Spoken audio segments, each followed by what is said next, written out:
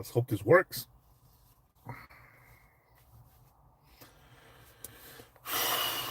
Man, we are live in Mobile One.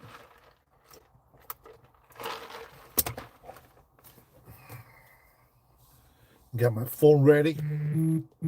Got my phone ready just in case we get some calls in.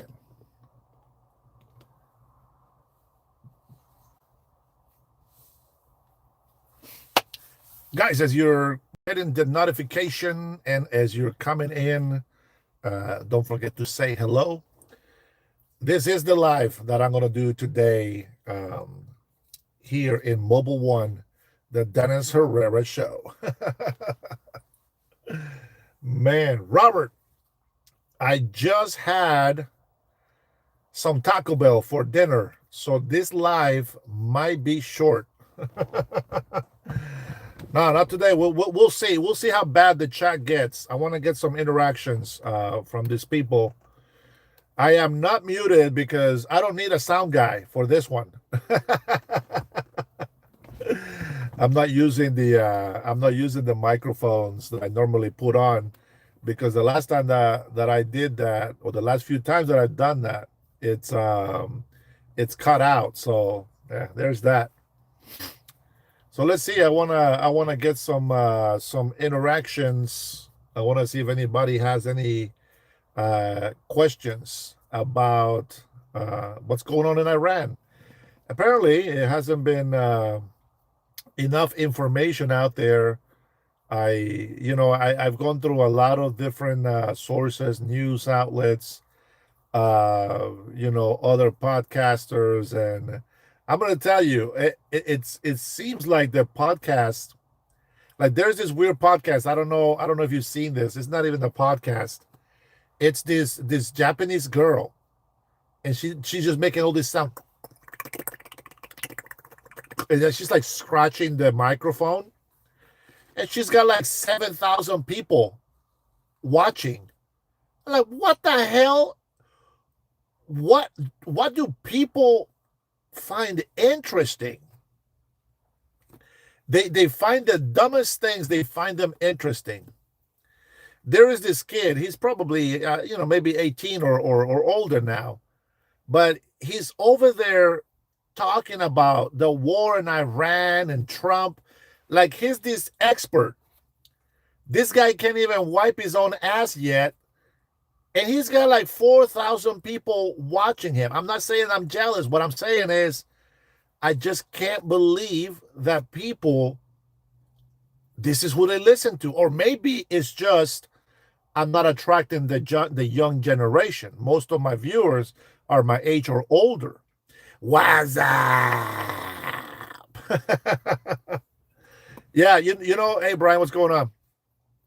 So I think it's because in my channel, I attract older people. And, these guys, they're attracting the youth. I guess that's how that goes. And very unfortunately, the youth sometimes is a bit immature for the most part. And it's very rare to find very mature young audiences. You know what I'm saying? Billy Bob leered a lot. Billy Bob has got some. He took some TDS pills on my first live. Good to hear, Billy. Let's see. That is, I'm coming back to the light side of the force, my friend. Thank you for showing the videos the Democrats won't show.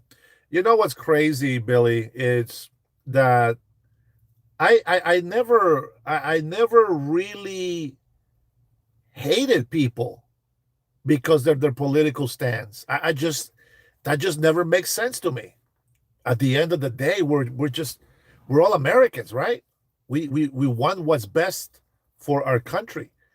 I don't know where this whole Democrat versus Republican BS started, but I think that the reason why like people fight is because we blame the Democrat politicians, and then they blame the Republican politicians, and then they go and put it to the next level and say that everybody who voted for them are all the same garbage. It's like, where did we lose our way?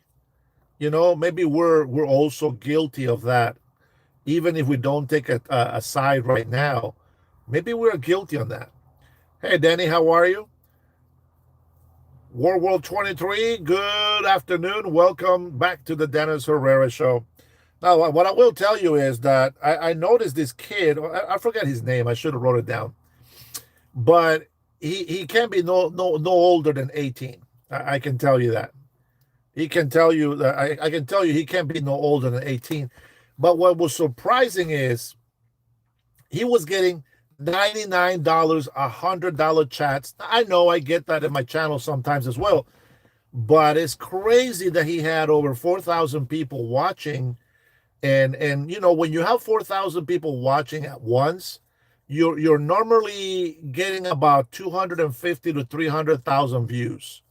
That's just how the algorithm works. If my numbers are under 100 views, continues 100 viewers on the live, I might get to maybe 10,000 after a couple hours. Like right now at 20 people, 30 people watching, it's probably not even going to make it to 2,000, but I don't care about the views, but I do care that people are out there feeding themselves with lies. And then they go into channels like myself and others, right, who are conservatives, and they go and spill all that information that they have taken from somebody that has been lying. Like I made a comment on there, because the kid is making all these allegations against Trump, and it's always the same thing. It's always the same thing. You start talking about this Iran attacks and the war that Iran has been doing on us, and all of a sudden they start talking about Trump's infidelities, Trump's personal life. It's like, bro, that's not what we're talking about. Hey, English, how are you? Welcome. Yeah, peace, love, and prosperity. I like that, Billy. I like that. Yeah, TWC, you're right. Time Warner Cable Myers. That's how I look at it. But you know what I'm saying? It's like, it's crazy, right? We can if we really want to start talking, if we really want to start dialogues, right? I always notice that every time, like if I go to a leftist channel, right? If we start talking about a subject like the war or attacks or anything else with finances, taxes, tariffs, etc., I stick to the conversation. But the moment that they start losing the argument, then they start bringing how much they hate Trump, and it's just like, well, that is the problem. That is the problem. You're not thinking with logic. You're not thinking. You're not using common sense, and you're just hating the guy because you were taught to hate the guy. You were taught that it's okay to blame others. And there's a big difference when you're blaming others and you're showing comparisons of what's worked and what hasn't worked. And I can tell you that everything that we have seen so far, it's working. Now, it doesn't work for the criminals. That's what we shoot for. We don't do this for the criminals. We do it for law-abiding citizens. Like today, President Trump had a small reunion or a speech with, well, who was it? Denmark, I think. No, was it Denmark? No, the Greeks. The Greek Americans, and and I think it's fantastic. I love that this country is a country of migrants. Like, this country has taken so many people from everywhere, but people don't appreciate that. There's always a group of people that just don't want peace. They just want chaos. What is the biggest fight that I have with socialists? Socialists, they believe that everybody should have the same wealth, I get it, but it doesn't work because not everybody behaves the way they're supposed to. People get lazy. People don't want to go to work. People get used to handouts. If you give somebody something, they want it every day. And they come back and try to get more. You know what I'm saying? Like digital one. Don't be ignorant, bro. Don't be ignorant, please. Talk to me with common sense. Tell me, why am I a sellout? This is the one question that I always ask the people that say that. What makes me a sellout? To teach my people to respect the law? That's a sellout? No, my friend, you're a criminal. You have no say. You have no say. ASU fan? No. It's a mirror image.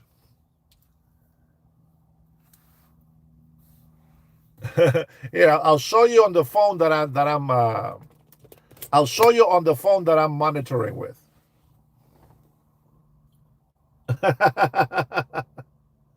You see that? There you go. More.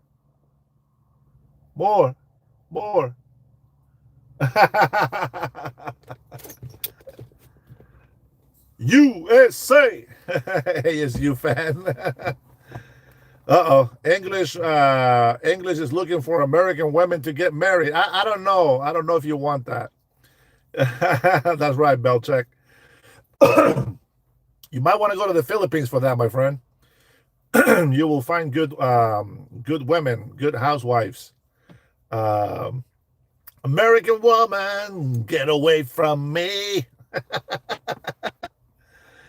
Yeah, well, it sounds like you're a criminal and a douchebag. You have an MBA on what? Stupidity? Postdoctorate in AI? I am Hispanic, moron, but I respect the law. That's the difference.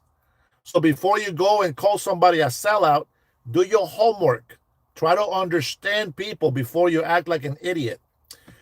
If everything that I say on here is always been respect the law, protect America, think about what you say before you type something stupid on there.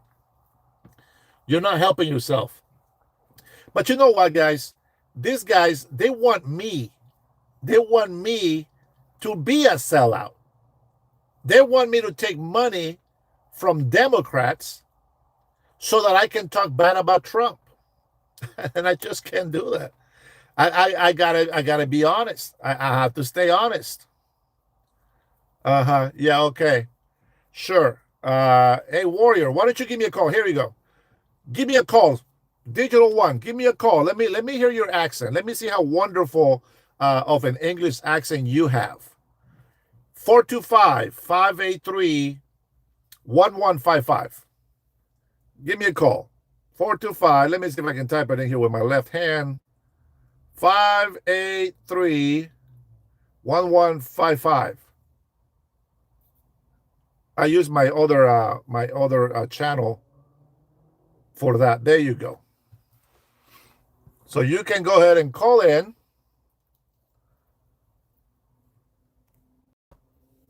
Another, see, only illegal immigrants call me a sellout. Pinches mojados. Mojados criminales son todos. Por eso me dicen así los pendejos. There you go. I put it on the chat. I don't see it on the chat. What the hell happened? I don't see it on the chat. I put it on there. Hey, Robert, can you put the phone number down for me, please? I put it in there, but it didn't put it didn't show on my other. Yeah, I saw that, Billy. All right, 425-583-1155. Go for it. And then go ahead and tell me why I'm a sellout. Let's have a conversation. That he might not be. It doesn't matter. It doesn't matter. He's saying Vato Loco. I already know what kind of person he is. Edwin. Edwin is an illegal immigrant coming into my chat trying to tell me that I'm a sellout. I'm an American, buddy. I'm an American citizen, and I have to protect this country. And I do that by telling the truth. So what? All right, well, that's my phone number, 425-583-1155. Don't be shy now. I wanna be like Mike.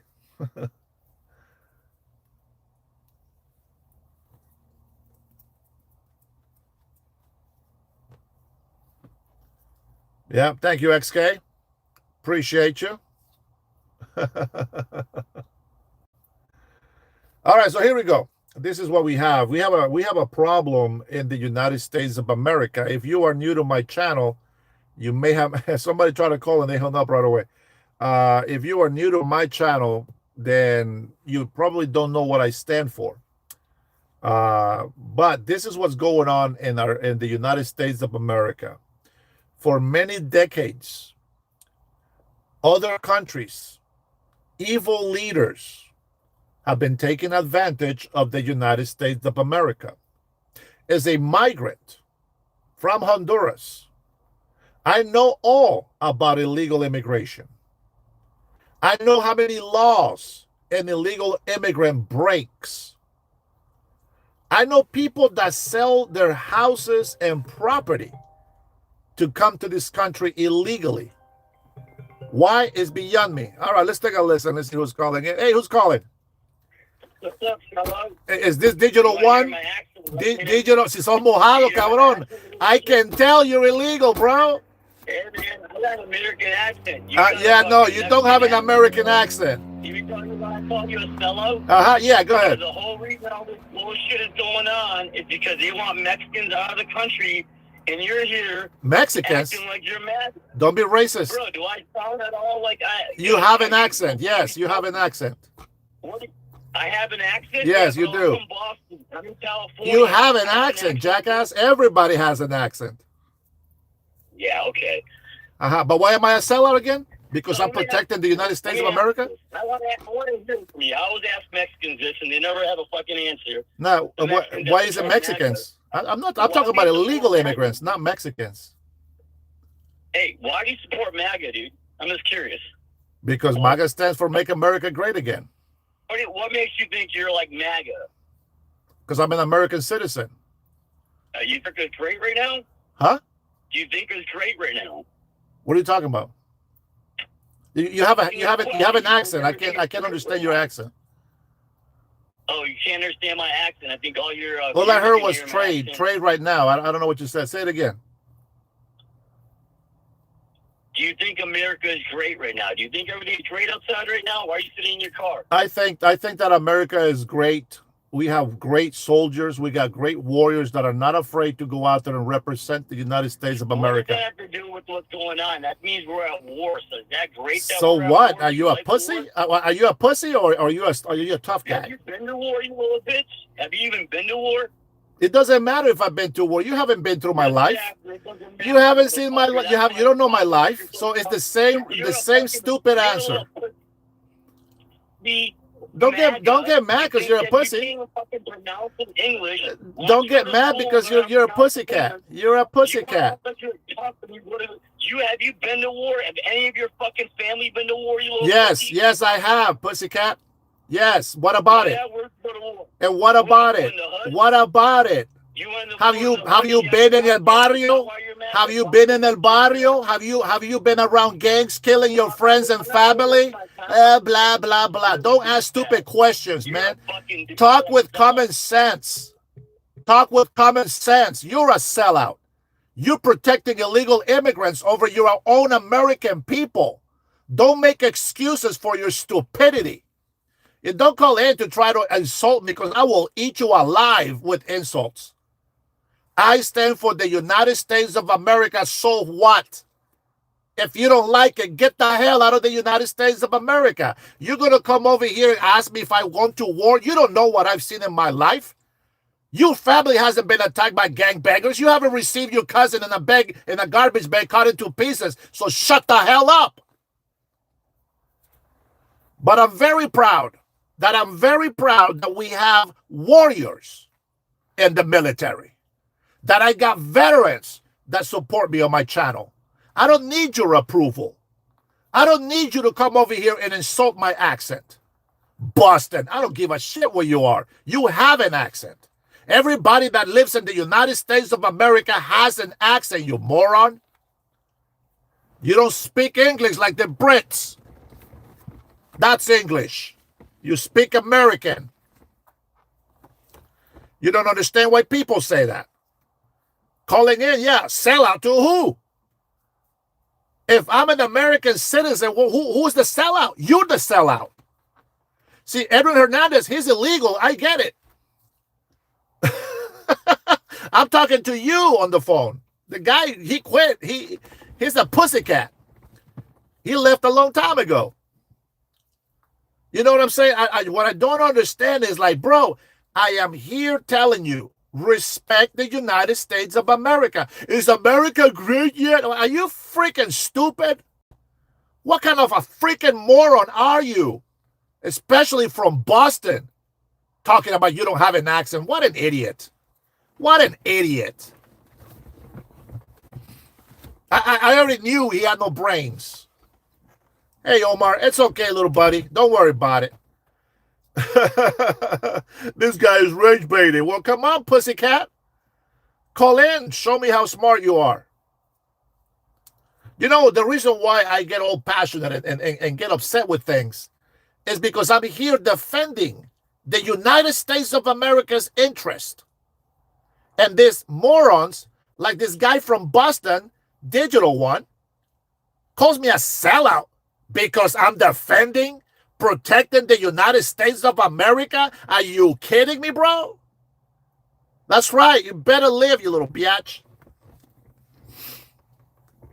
How can you guys not see that? How can you guys not see that all these illegal immigrants are coming in here, hating on your country, and then those idiot Americans who don't know how to defend this country, talking about how you served? What does that mean? What do you think that's going to do to me? Nothing. Suffering, seeing violence, criminality has nothing to do with serving in the military. How many wars you fought through? None. No wars. Not everybody sees actual live combat nowadays. Most of the war is fought through air, through technology, trying to act tough on the phone. Give me a break. Who's calling? This guy, man. What do you know about Boston, bro? You know what the Boston Tea Party is? You guys know what the Boston Tea Party is? This guy thinks he's tough. Go ahead, tough guy, explain it. That's what made America, you idiot. Yeah, okay. Well, who's the idiot? The migrant that became an American that respects the law and protects the United States, or the idiot that protects illegal immigrants? It has nothing to do with that. It has nothing to do You with call me a that. sellout. Why am I a sellout? You're a sellout because you don't understand it. This whole war is because of people like you, man. What's a sellout? Where's the sellout? That doesn't say I'm a sellout. Are you stupid? Where are you from? You have a real accent. You have an immigrant accent. So no shit, Sherlock. You don't pay attention. I just said that. So where are you but from? I want you to tell me. You're the genius. Why am I a sellout? Protecting the United States of America. This has nothing to protect you. You're selling out to your own people. You should never sell out to your own people. You started talking shit about I hate Mexicans. That's what you started with. That's why you call me a sellout. Don't be stupid. I'm not an idiot. You call me a sellout because you know that I am pro immigration law. That's why you call me a sellout. Don't play stupid. You call me a sellout because you heard my accent. You know I'm a migrant. I am an American citizen. Yes, I support MAGA. So what? How does that make me a sellout? I'm still defending the United States of America's Constitution, and I look out for the freedom and the safety of the people. And the second thing that I said is that we have warriors that are tough and are courageous to do the things that I can do. They have the opportunity to do what I can do. So I respect that. I honor them. Not everybody's meant to be a soldier. But as I said before, you have never seen your family member in a garbage bag cut to pieces. So when people tell me, have you served? Have you been to war? It's the stupidest thing that I have ever heard people try to put on me. Because you don't know my life. You don't know what I've been through. You probably were silver spoon fed. I don't know. But you know what? I don't judge you on that. You don't know how much I suffered in my life. You don't know my childhood. You don't know why I respect this country. You don't know why I protect this country the way that I do. You don't know why I speak the way that I speak. You come in here and call me a sellout instead of, hey, how are you? Good afternoon. Tell me, what are you about? No, you don't know people. You just throw shit out there and see what sticks. That is a lip-tard mentality. You have to understand, you call me, you come into my chat, have some respect. If you have no respect, I give you no respect. And right now, nobody's listening to you. You might as well just hang up, bro. There's nobody listening to you. Nobody's listening to you. The next time you go into somebody's channel and you want to have a conversation, first find out who they are. Try to find out what they're about. Don't come in right off the bat and call me a sellout and you don't even know what the hell I stand for. You're a sellout because I sit here every single day protecting American people, telling people to respect the law. If you're a migrant, respect the immigration law. Follow the process. This is what I do every single day. You come in here for the first time and call me a sellout right off the bat. Big mistake. And so if you want to have a conversation, but you effed up. You effed up. You got no respect for me. Not 1 ounce. And I give everybody 100% my respect and my love until they tell me otherwise. Cutting Edge, thank you for the super. The thing they forgot, all the illegals we have are not only Mexicans. That's the first thing he said. He came in here all racist.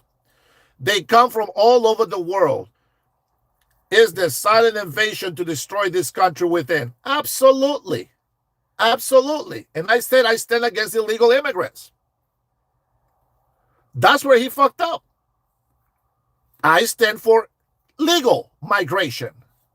Migrants are fantastic. Massive illegal migration is a horrible thing. The guy messed up. There's nothing that I want to hear from him anymore except, hey, I apologize. My bad. Let's start over. No, that's not how it works. Mikey Miquetero, you are illegal. Everybody that knows me, man, I showed everybody my passport, my citizenship. I have been through Honduras. I've gone in and out of the country. So all your stupid insults don't mean nothing. Is that right, Augie? Tell me, how much am I begging right now? Should I go on the side of the freeway and panhandle like you people do? Is that how you're gonna earn my respect? Is that how I'm gonna earn your respect? To go panhandle on the side of the freeway? Well, let's make Israel great again as well. Israel is our ally. Israel is our brother, and we are going to defend them. We are going to protect it. Get it through your thick skull. Israel is benefiting because we're brothers. Period. Yeah, F you and your comrades. You damn commies.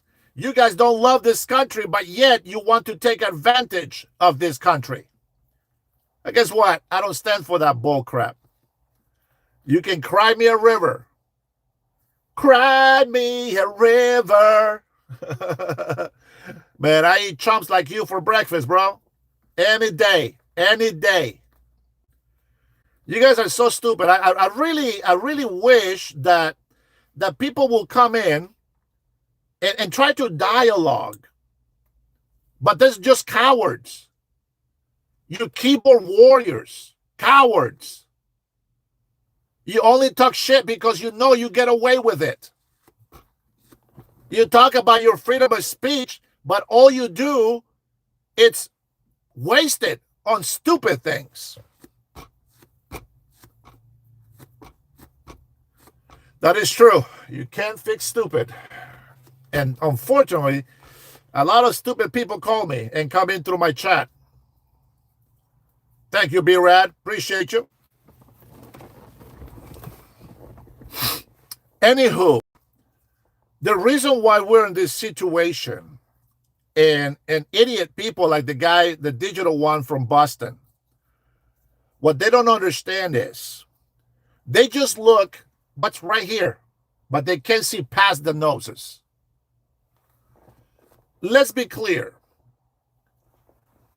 China and other countries, it's like I have to explain everything from the beginning in order for these morons to understand why we are in Iran today. There is a bunch of events that have happened. A bunch of events that have happened to be where we are today. You know, my mother taught me everything that I know. My mother never made an excuse to be illegal. Never made an excuse to beg, even when we were hungry.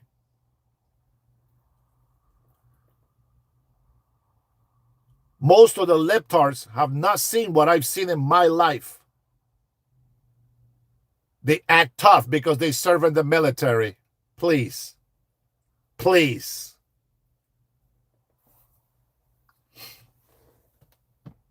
There's a different level of toughness.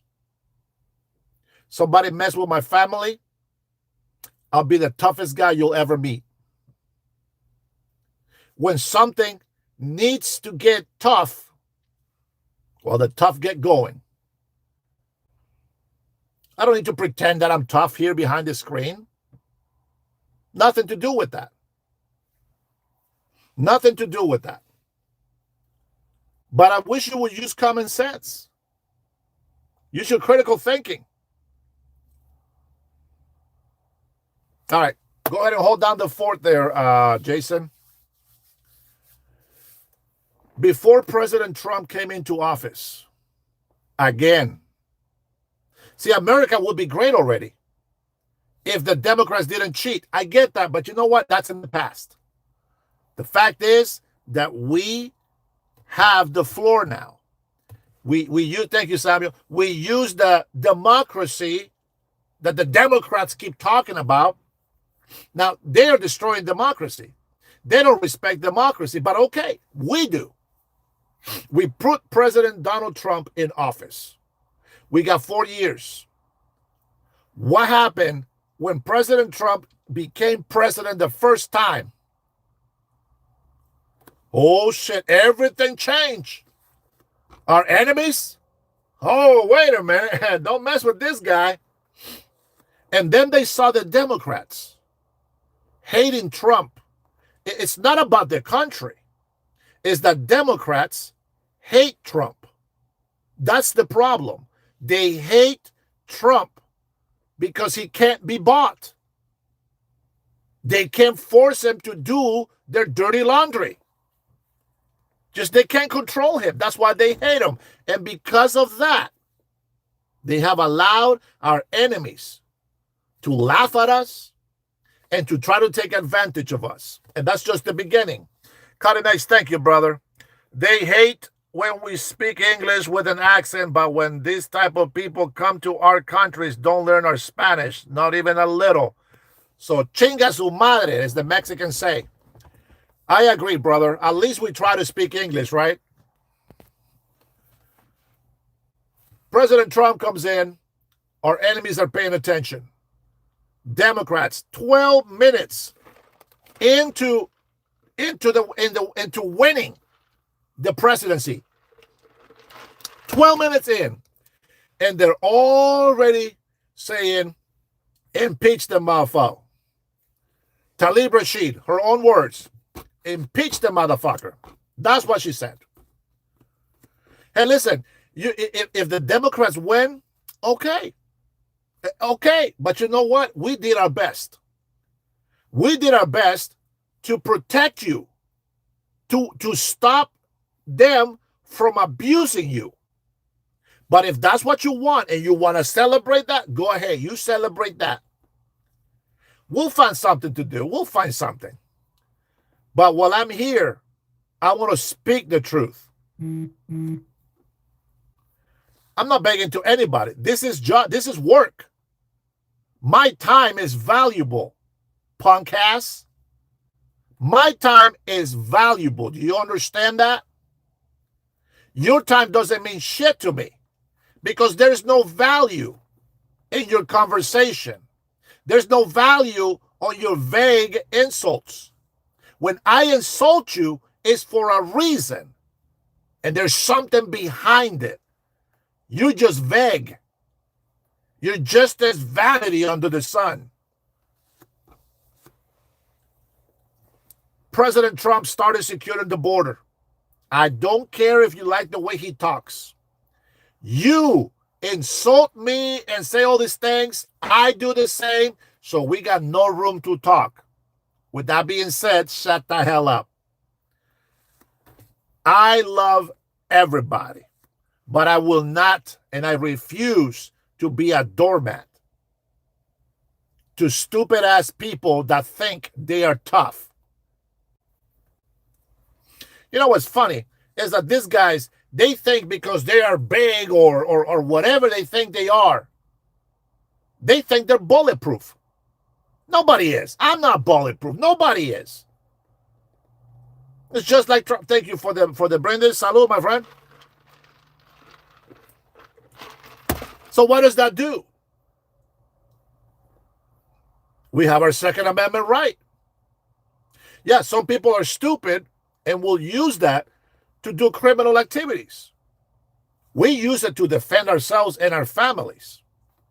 And that's some sort of different war, isn't it?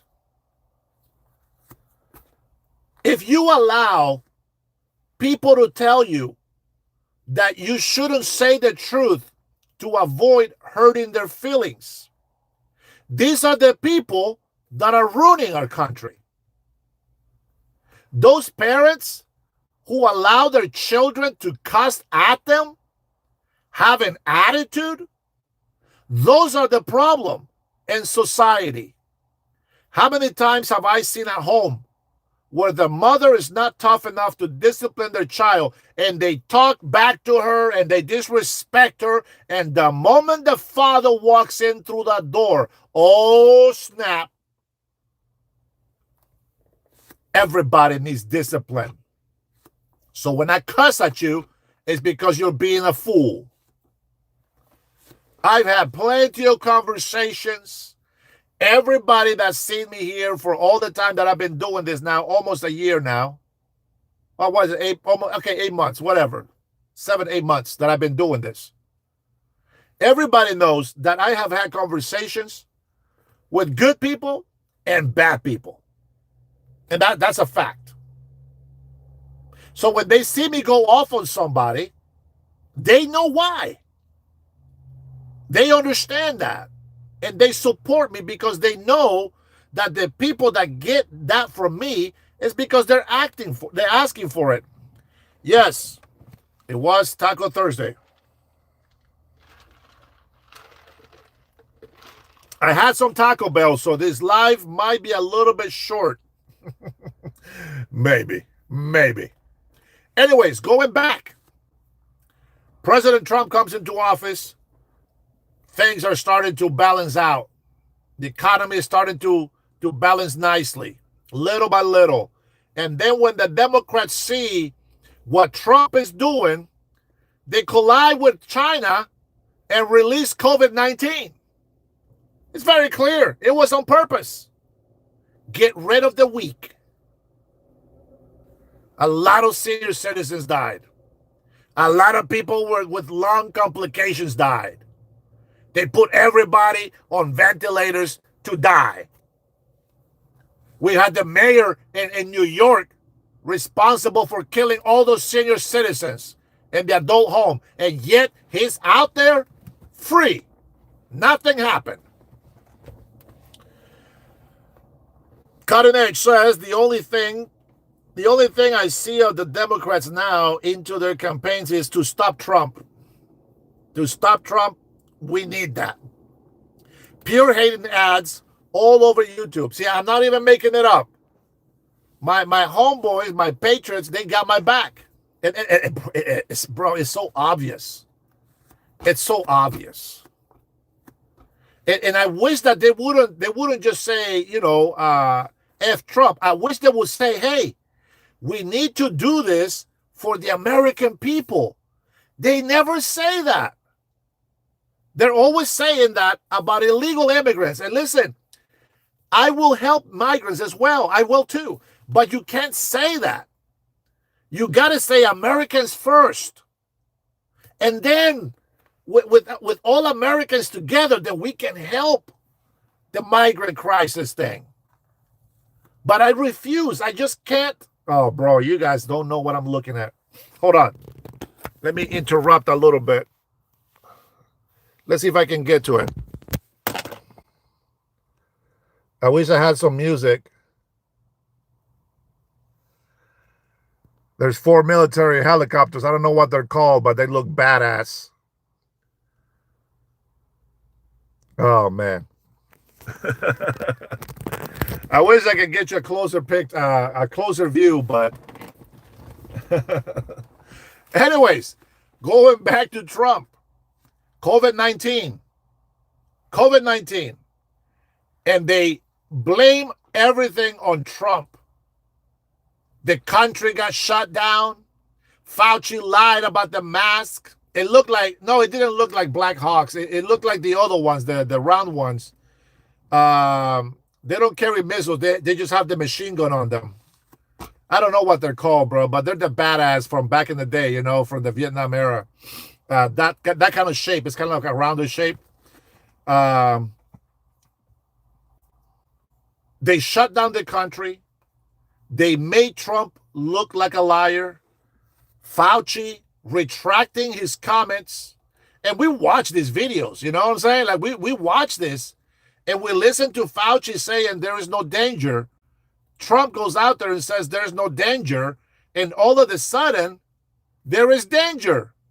And then they blame Trump for saying there was no danger when he's following the instructions of Dr. Fauci. And the Democrats pounce on Trump like there was no tomorrow. My man. And Brian Waza. This guy, man, first thing he says, comes in here, calls me a sellout. So here we go. I put my title to say, what about Iran? What about Iran? I want a conversation to tell me. I want people to call me and let's talk about Iran. But let's really have a communication. If you are like new creation here, traitor of what? Who's the traitor? Who is betraying who? Oh man. All right. AP, be nice. Be nice. The Iranian people are not the enemy. Iranian people are very good people. I have Iranian friends myself. We are talking about the evil terrorists that just happen to be in Iran. And they have a lot of proxies. They have been attacking. If you haven't seen my short, they have been attacking us for many, many years. Hundreds of times. So I want you to, oh man, for real with Mike is live as well, guys. And Jason's over here with me. At least he's got like almost 200 viewers on his channel. That's good for him. Good for him. But they've been attacking us, right? And if you saw my short, I said, Joe can't win. I saw that, Jason. Joe Kent went on several different shows. Okay. Well, you got to pay attention because you don't want to just block people for a negative comment. You want to block them when they're just being very, very annoying. Okay, because that means that they don't want to learn. That means that they don't want to have a conversation. They just want to be a nuisance. They just want to be horrible. They just want to be bad people, and that's not something that I want. Okay, I really want people to call me and let's talk about Iran. But don't be ignorant like the digital one that just call in and say all this stupid stuff, because I have no respect for that and I have no patience, and I would not allow that in my show. This is my show, and people don't understand. Whether I got 10 people or 20, it's still my channel. People don't understand that. So it's just like, if I want to talk about Iran, I want you to tell me, okay, where do you stand with this Iran thing? Where do you stand with it? Do you understand why we're doing what we're doing? Let's try to dialogue. I'll give you some information. You give me some information, and let's see if we can come up to an agreement, or if we're just never going to agree with them, we just agree to disagree. Tranquility, how are you? Thank you for saying hello. Appreciate that. So if anybody wants to call, Robert, can you put the phone number up there so that I can pin it? I don't know why it won't let me put it. Let me see. Maybe I'll just log in with my primary account.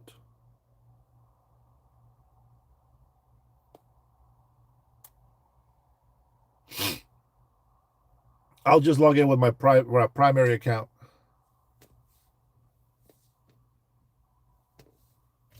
And let's see if I can do it that way. Let's see. 425-583. There we go. 1155. And then it's pinned, okay? So you guys can see it.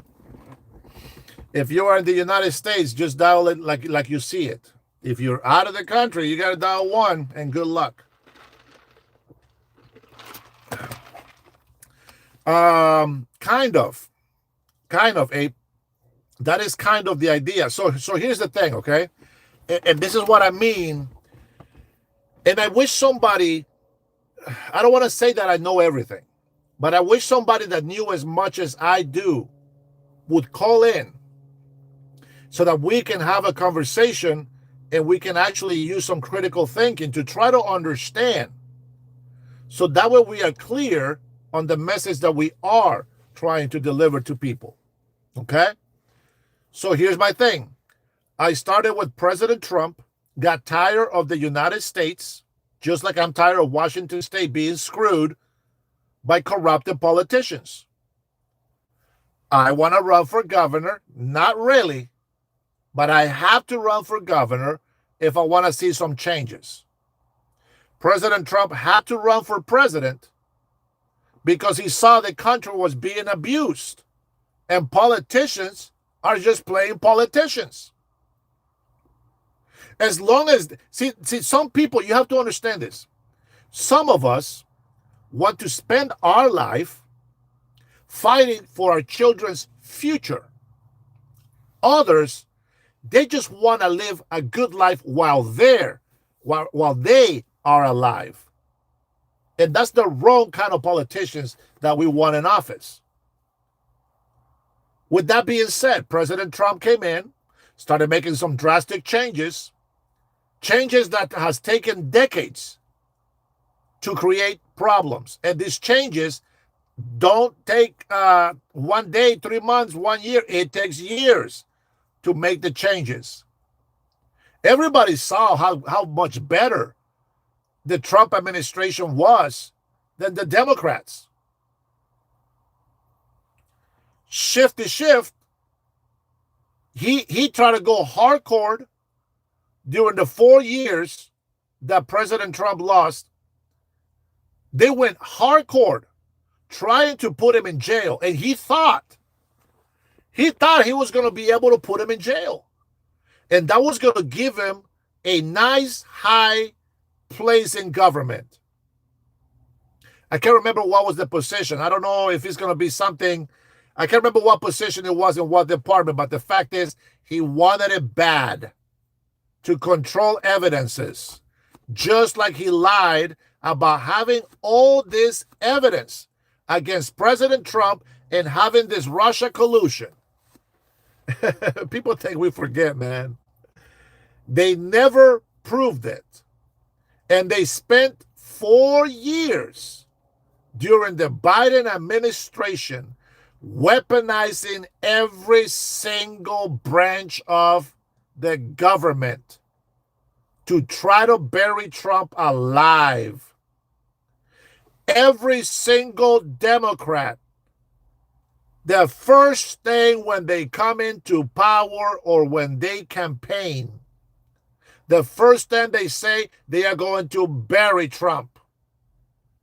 I'm going to fight Trump until the end. And the libtards all clap. I want to sit in that crowd and be like, wait, you only care about Trump? What about us? What about the people? Do you care about that? AOC says that we need to suffer more. Democrats knew how bad it is that the government gets shut down and what we have to go through. And yet, they shut it down. They voted to continue to shut down the government over and over and over and over again. And they say Republicans are keeping the government shut down. No, they're voting to reopen the government. They just don't want to give you what you want. And you want to have an open border. You want illegal immigrants to go rampant throughout the United States. You want those illegals, because you're against the Save the America Act as well, you want them to keep you in power. That's the problem. The one thing that pissed me off about my governor here, by Governor Bob Ferguson, is that when President Trump said tariffs, I'm looking at it as an, we're a unit, right? We're a country. If you ever work for a company, a big company, you will know that there's the owner. But there is positions for the company to work. There is a CEO, there's a manager, there's supervisors, there's leaders, and then there's the laborers. With all that being said, all the laborers will keep their job and get paid. They will get pay raises. And in turn, what do? They make the supervisor look good. The supervisor is going to recommend them for pay raises. And when the supervisors look good, their managers look good. And when the manager looks good, the supervisor gets a raise as well. When the manager looks good, the CEO looks tremendously good. And that's okay. Because the budget gets better. You get another promotion. You get another, pay raise. You get to keep your job. And the company works phenomenal. As a worker of any company, you got to know the customer is always right. Not all the time, but we say that. Why? We always try to please and satisfy the customer, but not to the point where we're going to make the company broke. So we got to look out for the interest of the company, and then we got to look out for the satisfaction of the customer. That's how the world goes around. You see what I'm saying? That's a good relationship. Money flows. Jobs are created. Companies flourish. And the socialist mentality is, the CEO is making 250, he's making $1 million. I'm only making 75,000. That's the socialist mentality. They are never happy. They are never happy with the money that they make. For example, they want to work at Taco Bell and make $25 an hour, like if they're in some sort of big high-tech company. No, you make minimum wage, $10 an hour, $15 an hour. If that's not a livable wage for you, then you need to get an education. You need to get a trade. You got to be able to work something out to make more money. Woo! My favorite spot. I get to watch the planes go by. Ah, man. So, anyways, I try to explain all these things just to kind of give you a little sense of, I don't know, maybe some side information to help you use your critical thinking, and maybe common sense kicks in. The reason why I tell you the model of a company, of a successful company, is because in government, it's sort of the same. See, the president was chosen by the people. The people are the owners, right? But at the same time, in this case, in government, and the way the country works, people work, they make businesses, they do their trades, etc. They want to make their money. They want to feel appreciated. What do we got? We got mayors. We got mayors for every city. How does that work? If I do my part and I do a good job, I pay my taxes, you know what I'm saying? I work my 1, 2 jobs, whatever it is that I got to do. And here you go. So you start thinking, okay, so I am doing my part as a citizen. I am working, I'm paying taxes, and I'm making businesses, and, etc. You make the mayor look good, because the mayor is going to look good when the citizens are doing good. And then other mayors doing the same work, when they make the governor look good, they look good. And the governor's going to request a bigger budget for the city. When the governor does a good job and he looks good, then they can go to daddy. They can go to the president, to the federal government. And then they will help. If the president looks good, the whole country looks good. If the whole country looks good, all governors look good. If all governors look good, all mayors look good. And if all mayors look good, the people are free and prosperous. That's how that works.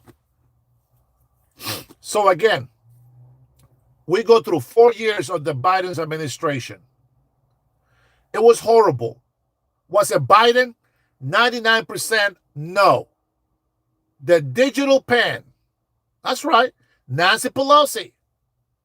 Pocahontas. The most responsible for the government, for the Biden's administration, with the digital pen. Here we go.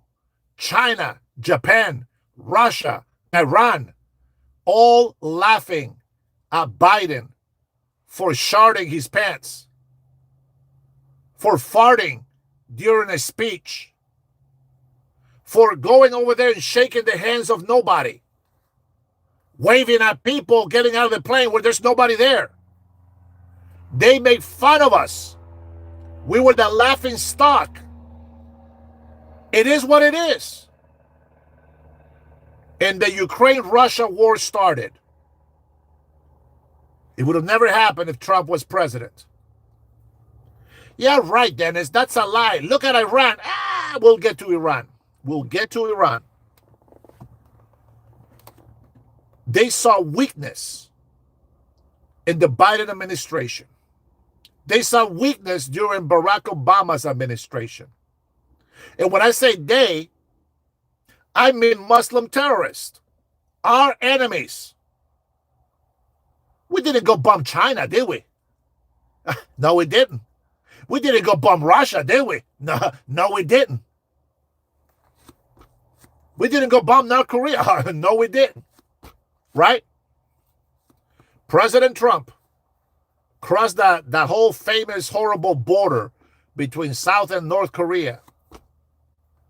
Even then was not enough. Why?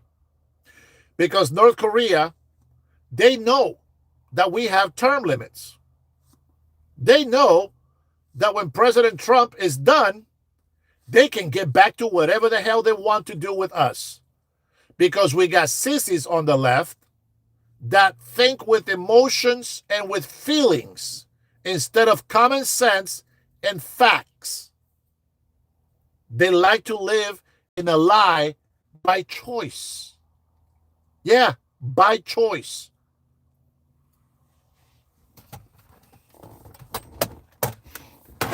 Let me get my light ready here.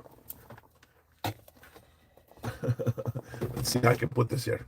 Yeah, let's do it this way. Okay. There we go. Okay, let's see if that works. Yeah, that works. All right. Let's turn this baby on.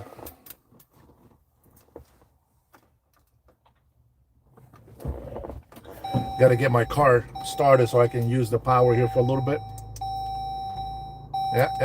Okay, not too much. All right, let's go with that.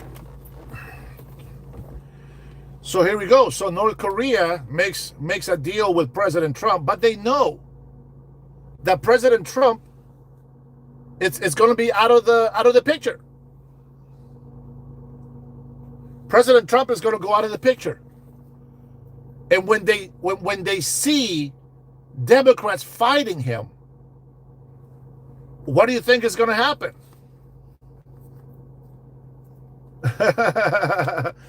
Not yet. After Taco Bell, you would think that this live will be over right now. China speaking English. I don't know what that means. But anyway, look what happens. Besides Democrats doing nothing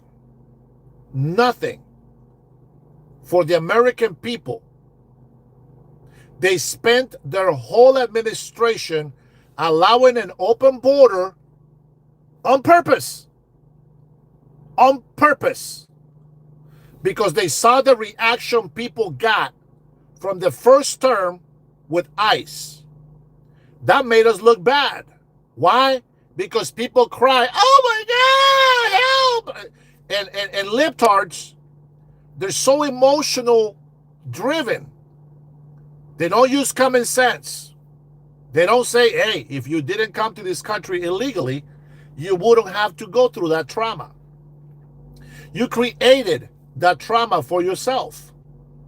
That's the way I look at it. And so they allowed open border. But the stupidest thing is that they don't care if terrorists come through the border. It's not just hardworking people that want to get through. It's everybody wants to get through. Cartels poured in here with tons and tons of fentanyl and all the drugs. Many cots over here in Washington State. Down south, downtown, north, tons of cocaine, fentanyl, illegals, immigrants, and citizens, American citizens, working with the Sinaloa cartel. You don't have to be illegal to be a trader. You sell this country for drugs and money. There's a lot of different equations that bring us to the point where we are today. We can't explain it every single day, every single time. Yeah, see, Skimmy knows. He's a drug dealer. He knows what the A-ball is. So you have all these problems that the Biden administration created. Millions of illegal immigrants in here. Hundreds of thousands of terrorists, criminals, rapists, murderers, etc. Created by the Biden administration, period. Job losses. For Pete's sakes, we hit 9.4 inflation with Biden. And that's okay. Listen, I understand. Shit happens. But there was nothing. There was no warring. There was no attacks. There was nothing. It was just dumb ass policies. The Green New Deal effed everybody up, shut down drilling sites, mandates, forcing people to buy electrical vehicles, and then in California, blackouts are starting to happen. The grid cannot handle everything that is giving, and yet they blame Trump. Then they blame Trump. Okay, well, let's continue looking at the situation. What else did they do? They allow illegals. Look at this. They are so crazy. They allow illegals to become mayors. Look it up. You'll find it. I think there's like one or two of them. And guys, and the point is not just, it's not just that, you know, we're not against migrants. Of course not. We want migrants. We want all that stuff. So what are we going to do? Well, number one, China is drooling over America's market, over the United States market. They were working with Venezuela, cheap oil. Cuba with Venezuela and Mexico. Iran with Venezuela and China and Russia and India. Think. Use your common sense. What do you think is the right thing to do? Put that on the burner for now, on the back burner. We start tackling, deporting illegal immigrants. President Trump said he's going to deport all illegal immigrants, but he's going to start with the hardcore criminals. Well, you said, Dennis, how did that work out? Well, the way it's supposed to work, when there is illegal immigrants in jail, you call ICE. They come and get them. But sanctuary blue democratic cities and states, which are unconstitutional, by the way, decided to protect criminals. If you watch my live earlier today, I pointed out this. So hopefully you learned something, and if you missed my first live, you should go check it out if you have the time and if you want to know the truth. Thank you, Cutting Edge. I have to remind everyone who is in the left in the chat. Reagan was Democrat before he ran as Republican. Same for Trump, Tulsi, and Bobby, and myself. But here's the thing. I don't support Democrats because they're Democrats. I don't support Republicans because they're Republicans. I support the policies that support the American people, the United States of America. They call me a sellout because here I am defending the United States of America. And I'm telling my Latino people to be in this country legally. If you are here illegally, you should make everything possible to go back to your country before it's too late. I will not defend you when you're getting deported. Do you understand? When you resist arrest, you will be eating pavement. You will be body slammed. Knees at the back of your neck. They will do that if you resist arrest. And if every moron continues to believe that freedom of speech is to go over there and obstruct ICE agents who are federal agents, they're going to keep putting themselves in harm's way. I'm an American citizen. Who is this idiot? The old Manjan. Yeah, thank you for getting rid of that piece of shit. When here's the thing. When you stand against me, you stand against America. When you stand against me, when you insult me, you insult Americans. Do you understand how stupid you sound when you do that? So I'm glad. No, this is not Zion. Don't be a stupid ape. No wonder your name is Ape. Everything has been put in place and it's in motion for a reason. Why are we attacking Iran? We're not there yet. But I already gave you a hint. So President Trump sees that the tariffs are working. But the socialists, libtards, the whiners who think they're so tough, but $1 of gasoline per gallon scares the shit out of them. How patriotic. Well.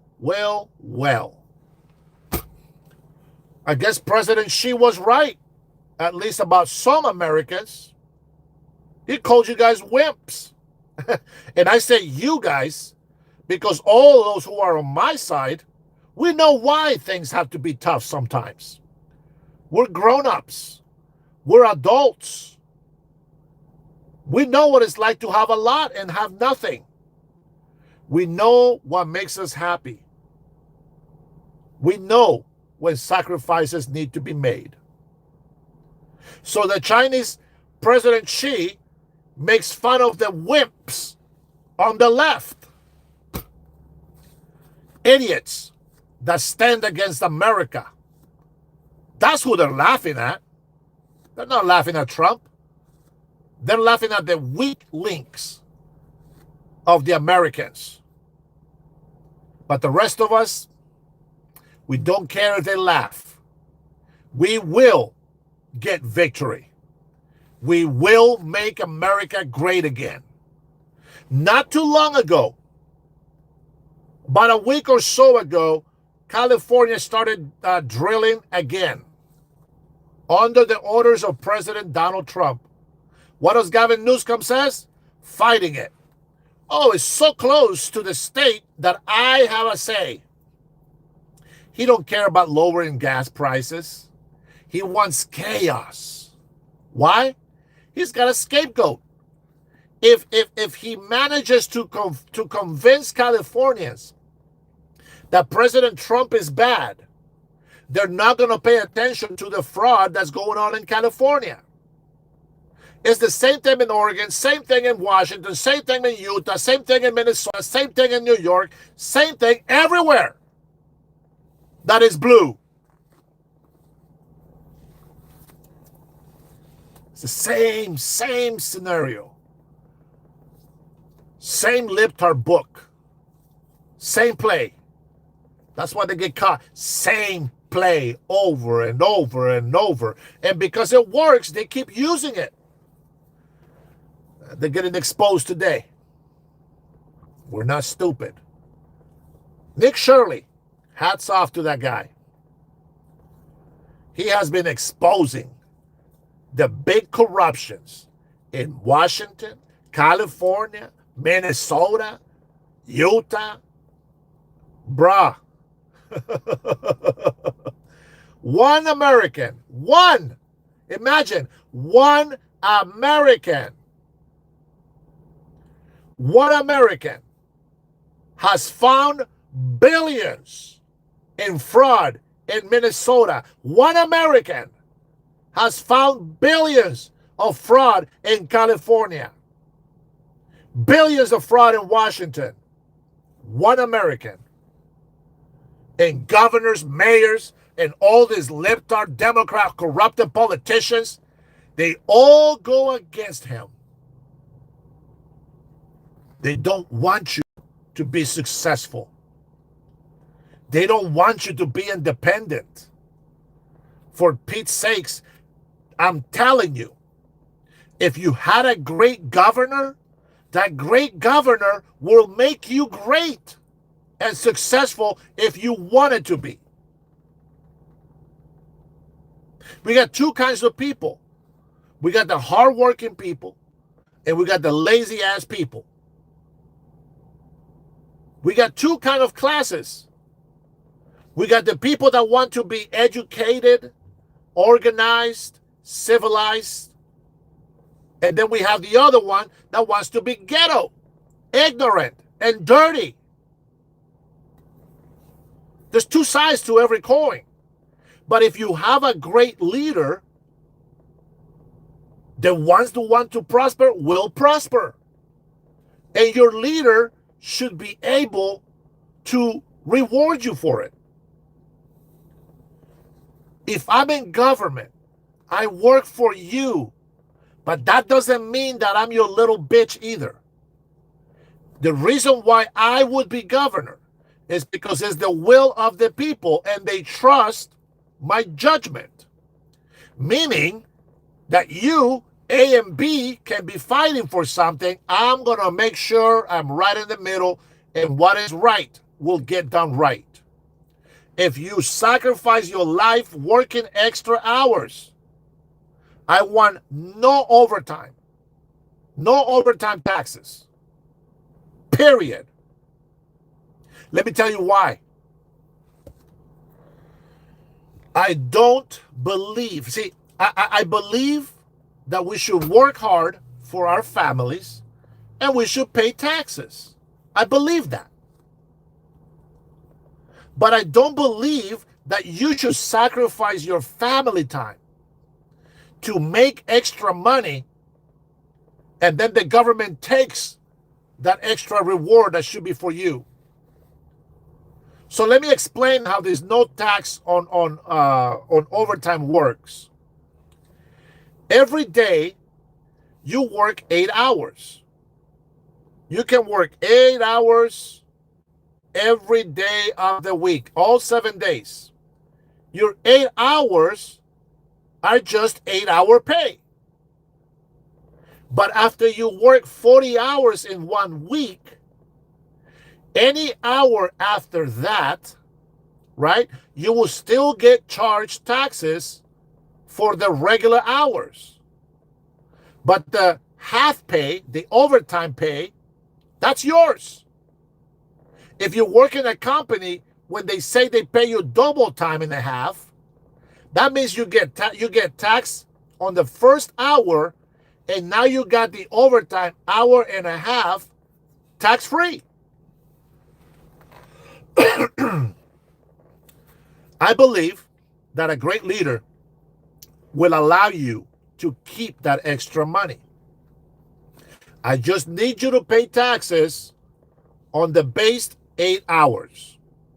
For example, if you work at Boeing, I know Safeway, a store here, a grocery store here. If you work the weekend, they will pay you double time and a half. So that's holiday, okay? That's holiday. You still got to pay taxes on those 8-hour holiday, but you don't pay taxes on the overtime part of it, okay? Just so you know, the weekend, your days off will be considered holiday in some stores, okay? But if it is an actual benefit, like a Boeing, they pay you double time and a half, but this is not a holiday. This is just a regular overtime pay. All those extra hours you don't get taxed on. Just the regular 8 hours. So technically it'll be like this. If you got 74 hours a week, check this out. You get taxed on 74 hours a week. Any hour after that, the half time that is overtime, it's yours. But the regular extra hour, you got to pay taxes on. I know this is confusing for a lot of people, but it's really not. You can make a lot of money that way. You're already paying city taxes. You're already paying all these other taxes. So what does the government do locally? They make the economy unaffordable. So we go back to this attacks. We stop drug flow. We secure the border. We take out a tyrant in Venezuela. We put the vice president to stay in office and let Venezuelans have their democracy. Boom, we got deals. We got oil, we got rare earth minerals. But we got deals. Now China doesn't get oil from Venezuela, which they were getting very dirt cheap. So what do? They start getting it from Iran. So what do? We got to stop that too, but we need an excuse to go there. 47 years, that's a good enough excuse, but that's not enough. So what do? We wait and wait. And we find that Russia and China and all these other countries that were willing to work with us, thanks to the Democrats, fighting us on tariffs. Now they're rebelling. They're trying not to fulfill their agreements. They're trying not to fulfill the deals. This is what crooks do. As Trump says, he doesn't trust anybody. And somebody said, then what's the point of talking to them? We can talk and make deals. That doesn't mean I trust them. Meaning, if you renege, you're going to pay the consequences. That's what that means. I don't trust you, but here's the contract. If you break this contract, I'm on you like white on rice. That's what he's saying.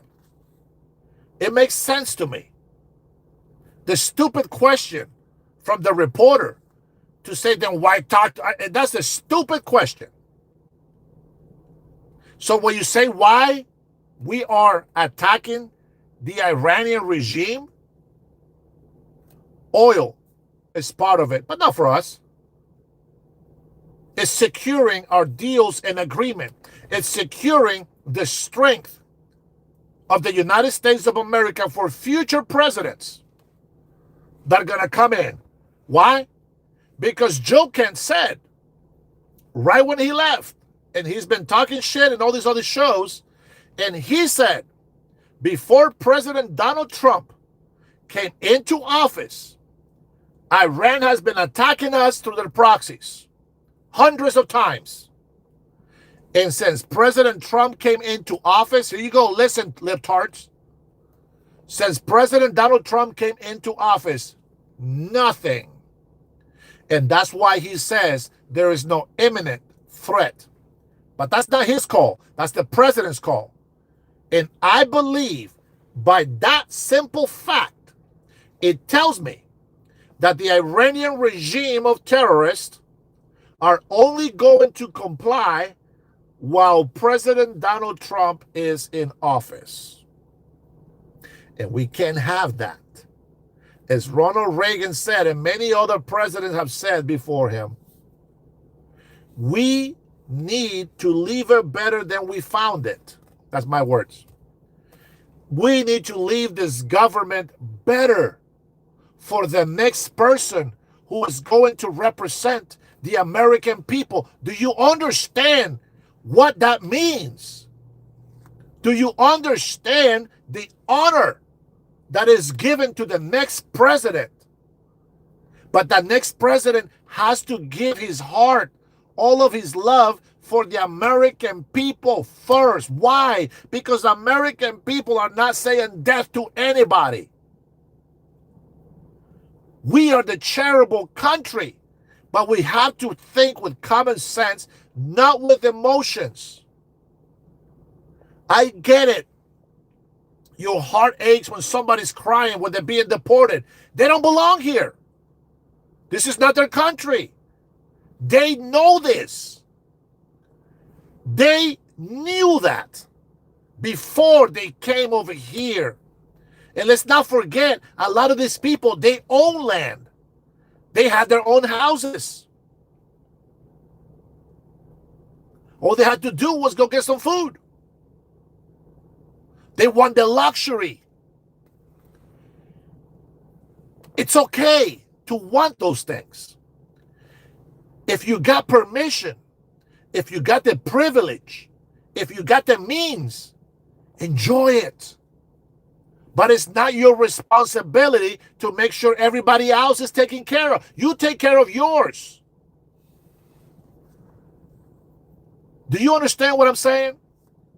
If you don't have permission to come to this country or any country, you don't get to just move to that country. It's not yours. You were born in a country. Do and fight for that country. Do the best that you can do for that country. If you really want to represent that country, go there. But if you're here, fight to protect this country.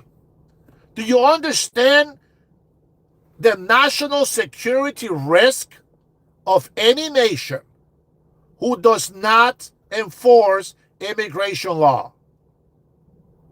Do you know why Hamas and terrorist groups like them are still alive?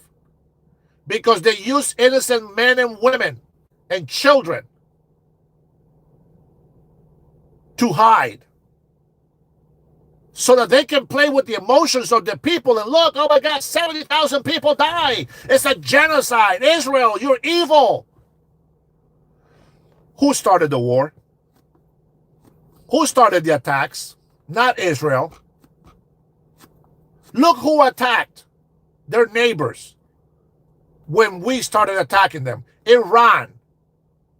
That corrupted terrorist regime started attacking the whole side of the Middle East. It's not an Israel thing. Do you know who's supporting the United States more than Israel? I bet you didn't even know. I bet you don't know that it's actual Arabs. That's right. The Arabian people. They are the ones that are telling President Trump to continue to do what he's doing. And a lot of you people out there that just hate Israel, you don't understand when we say you're anti-Semitic. It's because you blame Israel for everything.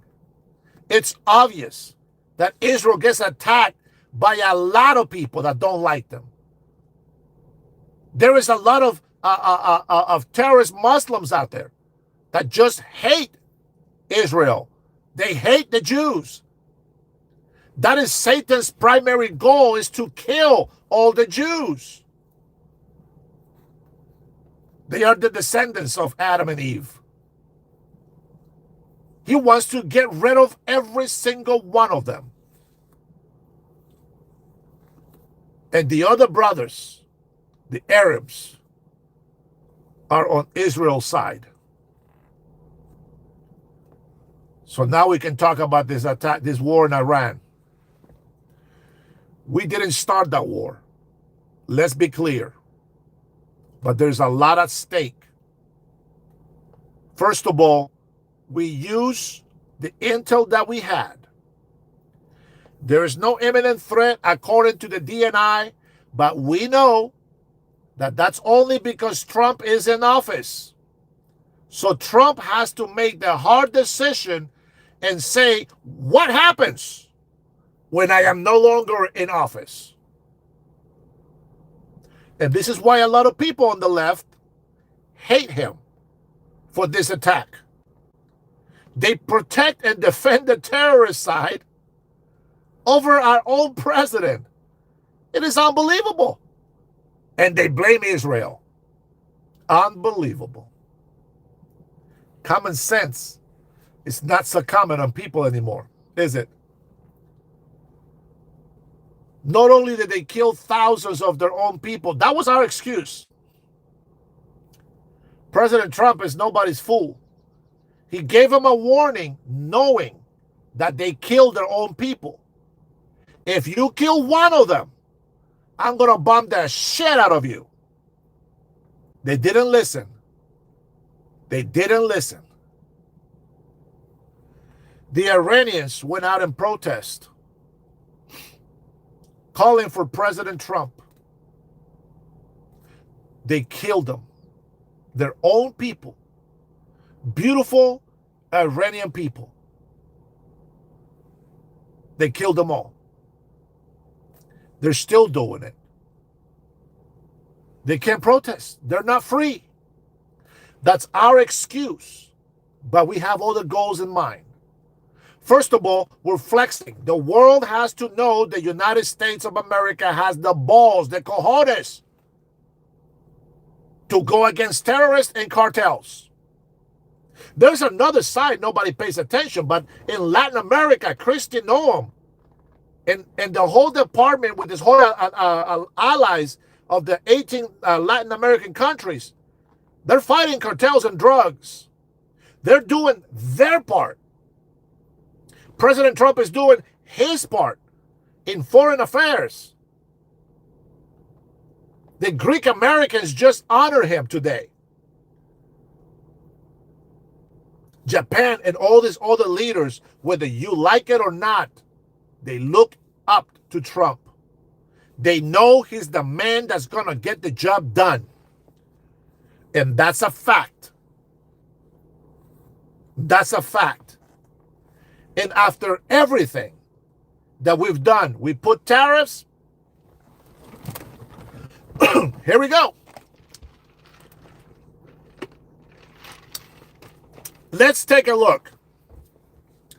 So President Trump puts tariffs on the world. We got all these world leaders to come in and at least talk about it. Okay. What did the Democrats do? Oh, that's right. Nothing but oppose. Hey, Rush, how are you, sis? Good to see you in here. What did Democrats do to help? They didn't say, hey, you know what? We're going to put a temporary tax hold on this. We don't need to support laser hair removal in prisoners. We don't need to support breast implants. They can stop that. They don't need to support it. And we can stop that, and we can stop the gas tax. We will live with our means by the sales tax. No. Sales tax, federal tax we got to pay, income tax now, state tax, excise tax, BO tax, property tax, inheritance tax, death tax. Bro, there are so many taxes that I haven't even told you about. And not one of them can the Democrats say, we're not just going to put a hold. The governor can say, I can't change the law, but I can put a hold. I'll give you a few months, 90 days, no taxes on gas. We would have hit $2 a gallon here in Washington State if the governor would have done that. But he didn't. That's just one. Number two, President Trump secured the border. What did Democrats do? Nothing. Complain and bitch and call him racist. Number three, President Trump starts deporting illegal immigrants, which we voted for. What did Democrats do? Call us racist, impede, obstruct, become an obstacle.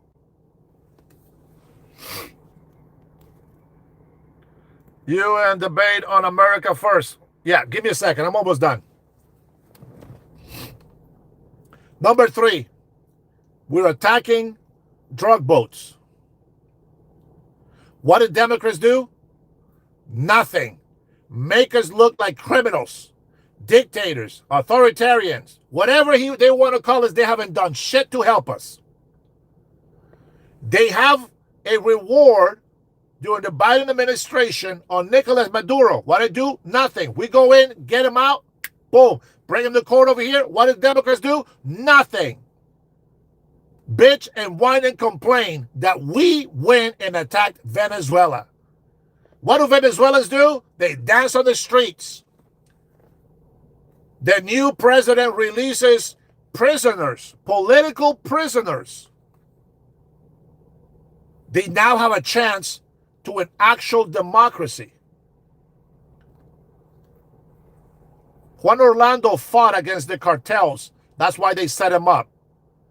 I don't know how many times you come into my channel, Zoom Griffer, but you never pay attention. And now we are in control, sort of, Venezuela. Cuba is next. I'm very certain, and I know that our friend Rubio is taking care of that. We are in Iran. We're taking care of this terrorist, protecting Iranian and our American interest. China is being screwed because they need that oil from Iran. So by the end of the day, we as Americans need to be on top of the game. Putin can go ahead and say that we're going to have war. I'm going to tell you something. World War III is inevitable.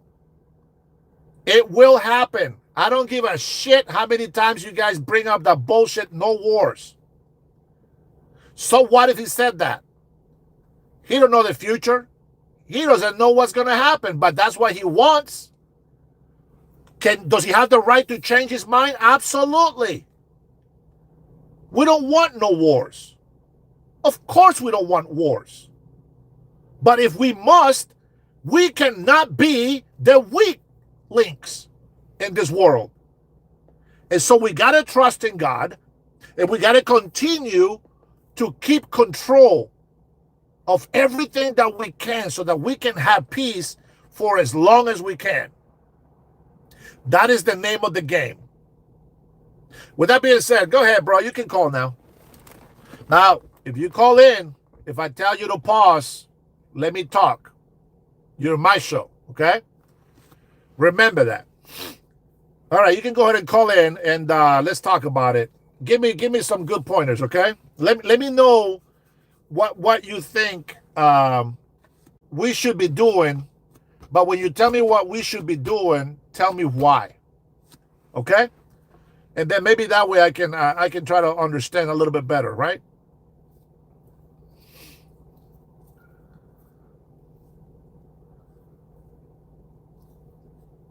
No. Death tax and inheritance tax, it does sound the same, but it's not.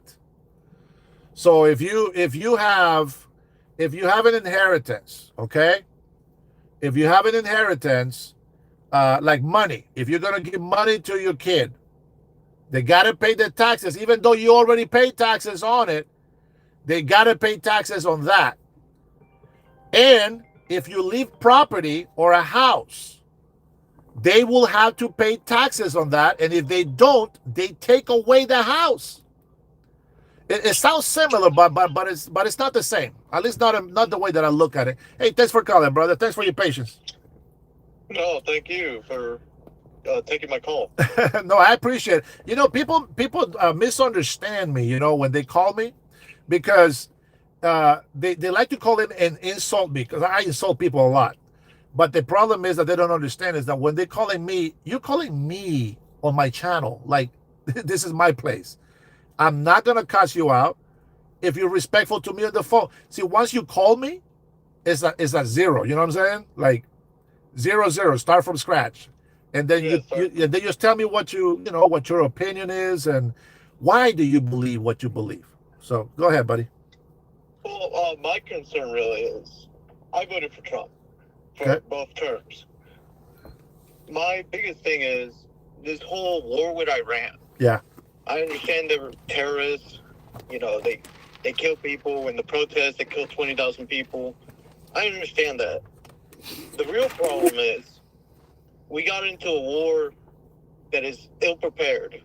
I have friends that are military background, and they all said America didn't really prepare for the war. I know Trump was rebuilding the military. Yeah. He did that in his first term. Yeah. Biden obviously ruined it. But it seems we're not really prepared to challenge the Iranians, and we have failed to really keep the Strait of Hormuz open. Sure, that's fair. Yeah, that's fair. But so I don't believe anybody can truly prepare for war. But what do you mean we're not prepared? Like, what are your buddies saying? Well, everybody's been saying when the 12-day war happened, okay, America should have been involved right then and there. Okay. That we waited too long. Yeah, fair enough. Instead of shooting the bunker buster bombs, we should have gone in and taken over at that point. But since we gave time to the Iranians to prepare, yeah, that's where we failed. Because now they have a dead hand system. Yeah. We killed their leaders, we're killing their generals, but there's new people to replace them because now they know, they're targeting the head positions. Yeah. So that's why many people, especially in the intelligence space that I know, they're like, we really messed up here. And there's really not an off-ramp that I can see Donald Trump really taking. Yeah. What do you think about the people that are now telling us? I like that you mentioned that because I think it's very relevant. What do you think of those people that say that we shouldn't be in this war and that we should be dealing with it diplomatically. We should try to make a deal. What do you think about that? You mentioned the 12-day. We should have gone in there. Boom, boom, boom. I agree. We didn't. But now we have the scenario of the people that say that we should have just talked about it. What do you think about that? Do you know what I'm saying? Yes, I understand. So what do you say to those people? Because those people are disagreeing with you and your buddies about going in there during the 12 days. Those people are disagreeing, and that's kind of like why I have to give our president the benefit of doubt, because right now I can tell you we can decimate Iran completely, gone, and we can start cleaning up the Hormuz. We can do that, right? The Hormuz. But what do you think about that? Should we have been standing by, idle, and seeing those 30,000 plus Iranian protesters being killed? Should we stand idle when we see those people being hung for trying to be, like us, practically? What do you think? I mean, that's where the real hard decisions come in play, because I know where you're at. I'm there too, but I also think we have no choice. There is no really any way to truly prepare for any war.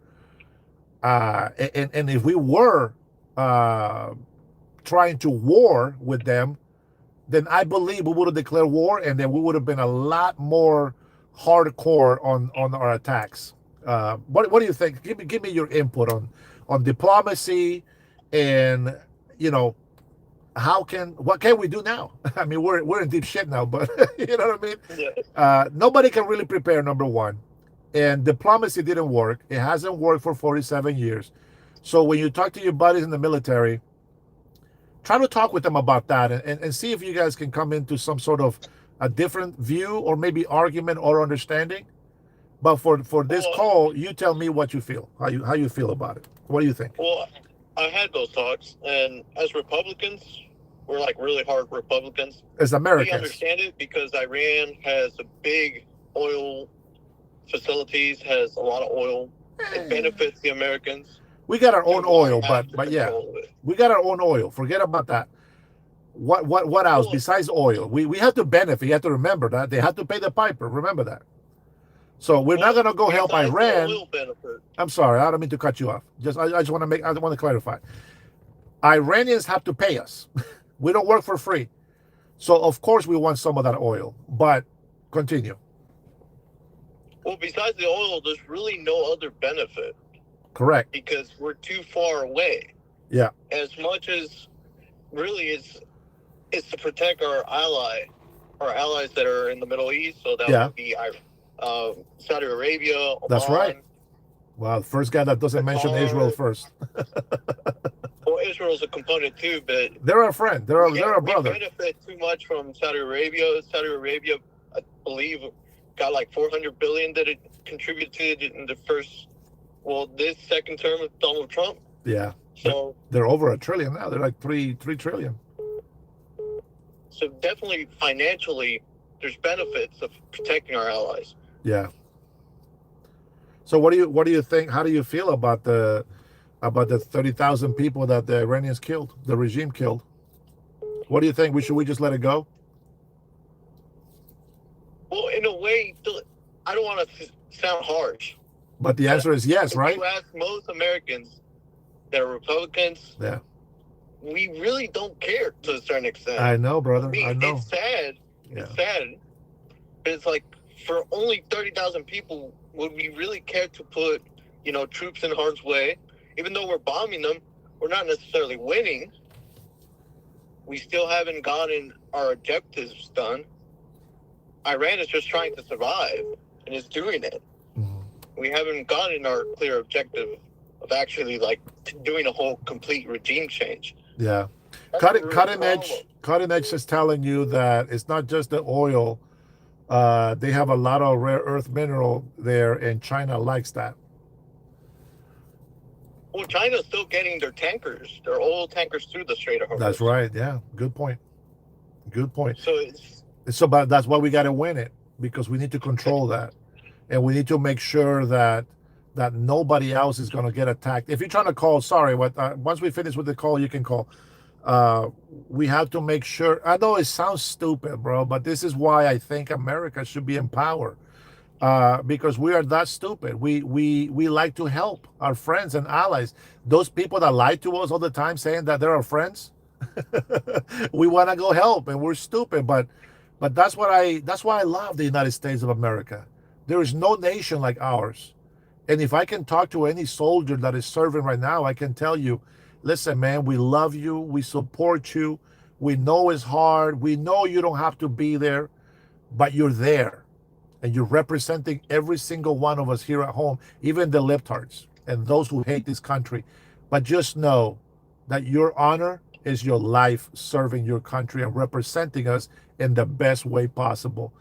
I know it's easy, right, for people to say that because we're not there, but I can tell you, nothing will give me more pleasure than to be out there with a damn rifle, taking some of our enemies down and die in the battlefield. It is the greatest honor. I know where I'm going to go when I die, and that's the big difference. The people that are afraid of death is because they don't understand death. Me, I'm ready to go. When I die in this earth, don't feel sorry for me. Don't be sad for me. Celebrate and say, thank you, God. You gave him his wish. But I want to make sure that while I'm here, I do everything that I can to do instead of what I believe is right. You know what I'm saying? It might sound stupid and corny, and a lot of people don't understand that. But that's how you get honor. That's how you get honor. Just so you know, I tried to serve in the military. They wouldn't let me, and I didn't want to fly planes as much as I love to fly planes. I didn't want to be in a constructive space. I wanted to go out there and be the front line. I wanted to be the first guy that sees those missiles drop and all this other stuff. Would I be afraid? Absolutely. Are you kidding me? I'll probably piss on my pants on the way out. But you know what? But that's what courage is to be afraid and to be able to stand up and do what you got to do for the ones that you love. And when you're a soldier, it is the greatest honor because you are representing a whole country, not just yourself and the family. You know what I'm saying? So I appreciate the soldiers. I don't mind the questions. I don't mind the skepticism, or whatever you want to call it. You're right to question the war, but as long as you understand why we're doing it, it should bring you a little bit of peace. You don't have to like it. I don't like it. I don't want them there. I'd rather we have no wars. And I know Trump feels the same way. But because people hate him, they can't see it that way. You know what people tell me when I said that I'm going to run for governor here in Washington State? I'm running with conservative policies that are for Americans first, before illegals. You know what they say? The same hateful things that they tell President Trump. The difference is I don't have anything on my record as they have on President Trump.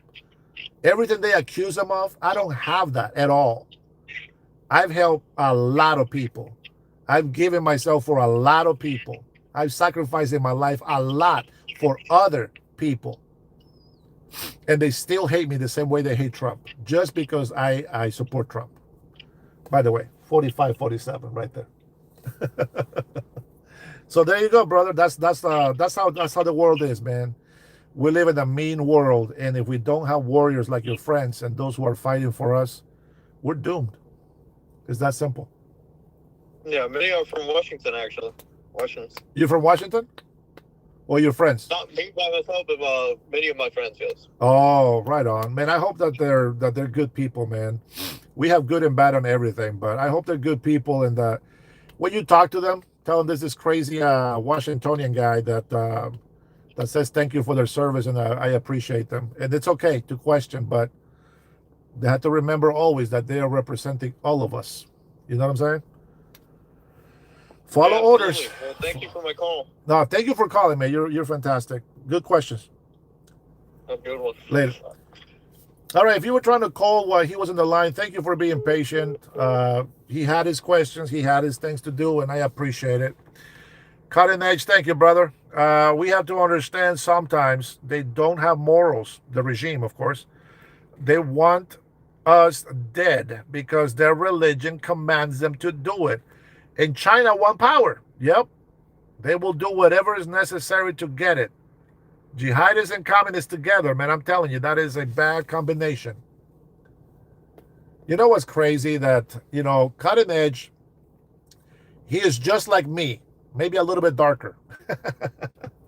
But he's just like me, and we think with common sense, we know what a third world country is, but we also know how much we love our third world country. It doesn't mean that we enjoy, that our country's struggling and doing this and that. It just means that we appreciate the little things that we have. And when we talk about this country here in the United States of America, we align very well. All right, anybody else that wants to call me, now is the time. If you were trying to call before, go ahead and give me a call back. Dave says it's not a war. It never has been, and it's over. Yeah, it's not really completely over, but I know what you mean, brother. I know what you mean. Jorge, you need to know how to spell, brother. I can hear that accent on you typing. You know how I know? Because I do the same thing. All right, who was trying to call? You can call now. Raj, man, look at you. Look at you doing some flashes. Why are you flashing, huh? Thank you, Dennis, for speaking the truth, man. You know how we do, sis. You know how we do. And when you hear me cussing someone out, you know there was a reason. You know there was a reason. These guys don't get it. You know that young man that called in, he has, the concerns are legit, 100%. They are legit. But the people that just call in with hate and insult, you see the difference of the conversation? He didn't get all irate. He didn't get all, overwhelmed and emotional. He was composed. And the thing is, he's a Republican. He's a conservative. And you know that I don't care if you're red or blue. I just want to know that you're American and that you really look out for America. And if you have questions, concerns, by golly, it's okay. It's okay to have them. But it shouldn't be a reason for us to try to kill each other. That's just not what I believe in. See, like Vet for Democracy, I leave him out of jail. I don't put him in jail forever, but I'm hoping that one day he sees the light. I'm assuming he's talking about Trump. Never spoken the truth a day in his life. Yeah, I think most people lie. I always say I don't lie, and that's probably a lie. When people ask me if I'm doing okay, I sometimes I lie and I say I'm doing great. I can't always be honest. Maybe I'll tell you that your pants look good, but I might just be lying. All right. Michael says, I am red-blooded. I think we're all red-blooded, but I'm glad that you are red-blooded American, baby. I love it. Let's see. Talking about himself as Jason Beatrice. Jason Beatrice it's actually, his son is serving in the military. He's one of those warriors that I talk about. Huda Wuda 88. I think that's the right thing. Hey, thanks for the super. Love your channel. Great minds think alike. I'm American and love Trump. That's what I'm talking about. Trump love, baby.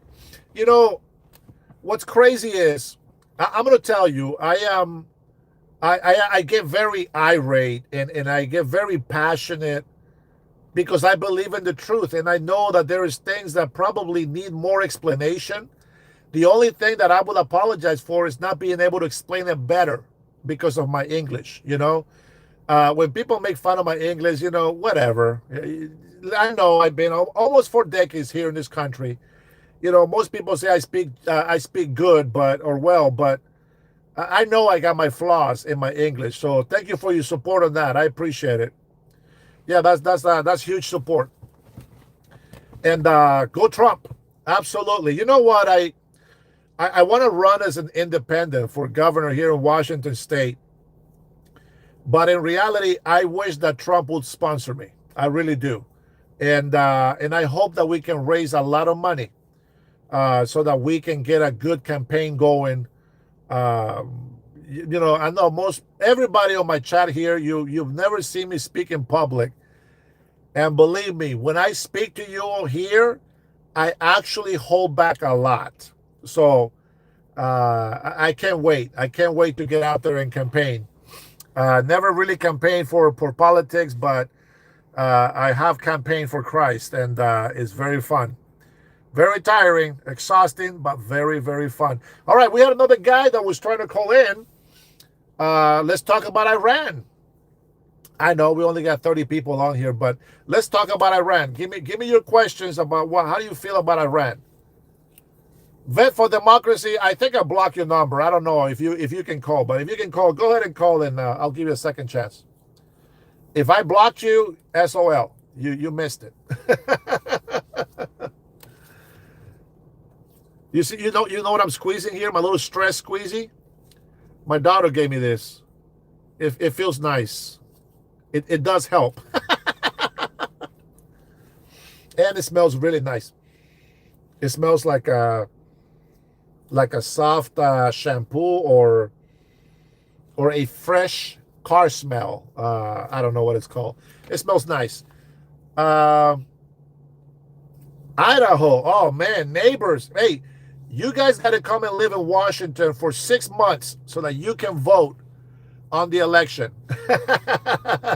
And then you can move back to Idaho. All right. I guess that's it.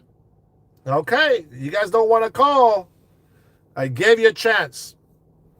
I gave you a chance.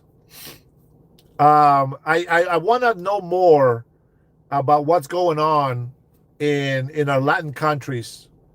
I know people still wondering about the Epstein files. That will come across. That will come just fine all by itself. But I really can't wait to see this thing with Iran being finished. I can't wait for all of that to happen, because when it's finished, we can say we were right about everything. We were on the right side of our history. Coyotes, ¿qué pasa? Mufasa. Oh!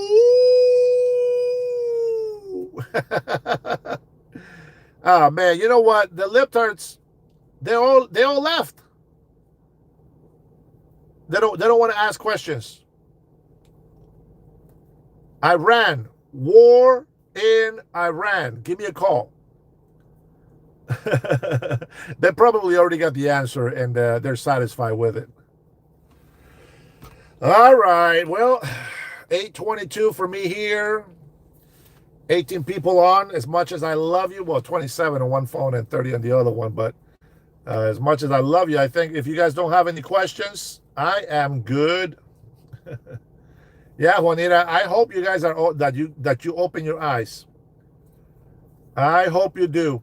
And I hope that you remember that this is the United States of America, not Mexico, not Guatemala, not Salvador, not Honduras, the United States of America. My favorite Democrat, easy, Senator Fetterman. Hands down, easy choice. Easy. You know what my other favorite Democrats are? President Trump, Bob Kennedy, Tulsi Gabbard. All of those are my favorite Democrats. I'm a Democrat, if you didn't know. Oh, man. Damn it. Knock it off. Knock it off. I don't intimidate you. You're my homie. You're my homie. Homie. Yeah, Fetterman. Hey, that's how I say it. That's how I say it. Very easy, right, TJ? KTG? Yeah, they were all Democrats. All of them. Easy peasy. But that's the thing, that it's not really about being a Democrat or a Republican.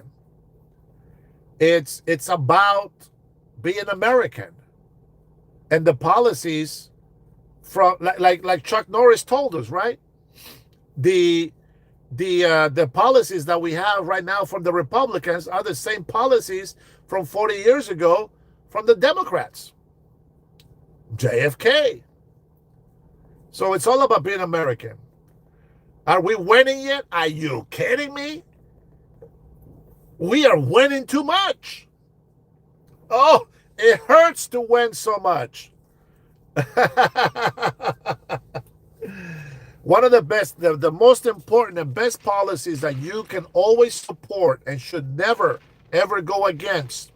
America first. What does America first mean? It means American citizens first before illegal immigrants. And don't you forget it.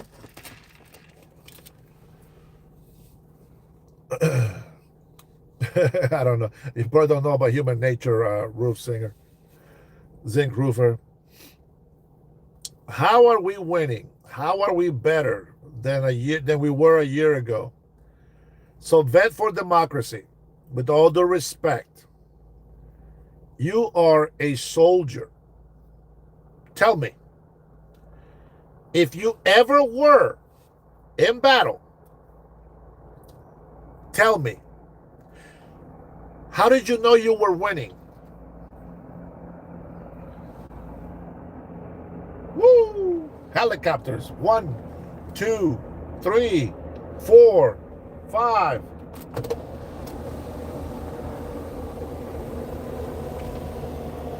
That's American power right there, baby. That's a military helicopter flyby here. So tell me, if you are a veteran, if you were a soldier, how did you know that you were winning when you were in battle or when you were fighting or whatever it was that you were doing? I'm still free. We're still fighting for American lives over here as well. But Democrats keep fighting for illegal immigrants. That's how I know we're doing great. We have a secure border. We still got jobs. Here we are. You know where America is not doing great? In blue states and cities. That's where you're not feeling great. You probably live in a blue state, don't you? I guarantee that you do. Because you're very bitter, my friend. You need to get some pills for that TDS. Now, if you're a real veteran and you got PTSD, I understand. I really do. I really understand. I used to help a vet when I was a leasing agent. They were going to take his ass to jail because he was fighting with his wife. And I was there and I hear the yelling, and the punching on the walls and stuff, and the guy was going off.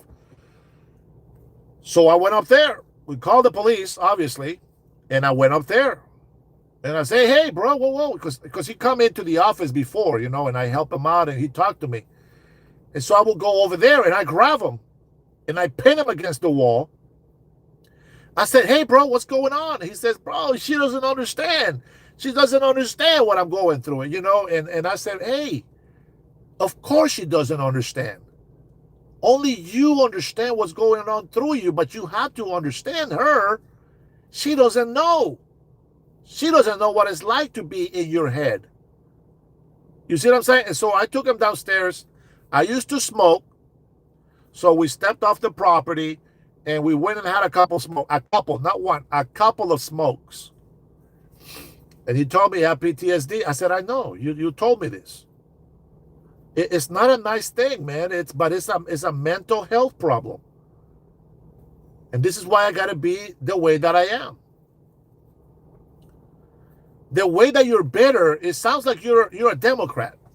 That's what it sounds like to me. So I'm surprised. I don't know if Indiana is a red state or blue state. I just know about my state, Washington State. And believe me, it doesn't get any bluer than this one. It doesn't get any bluer than this one. Anyways, does anybody want to call before I call it? Man, if you're giving me a super, thank you so much, Cutting Edge, without say. Without say. Thank you, brother.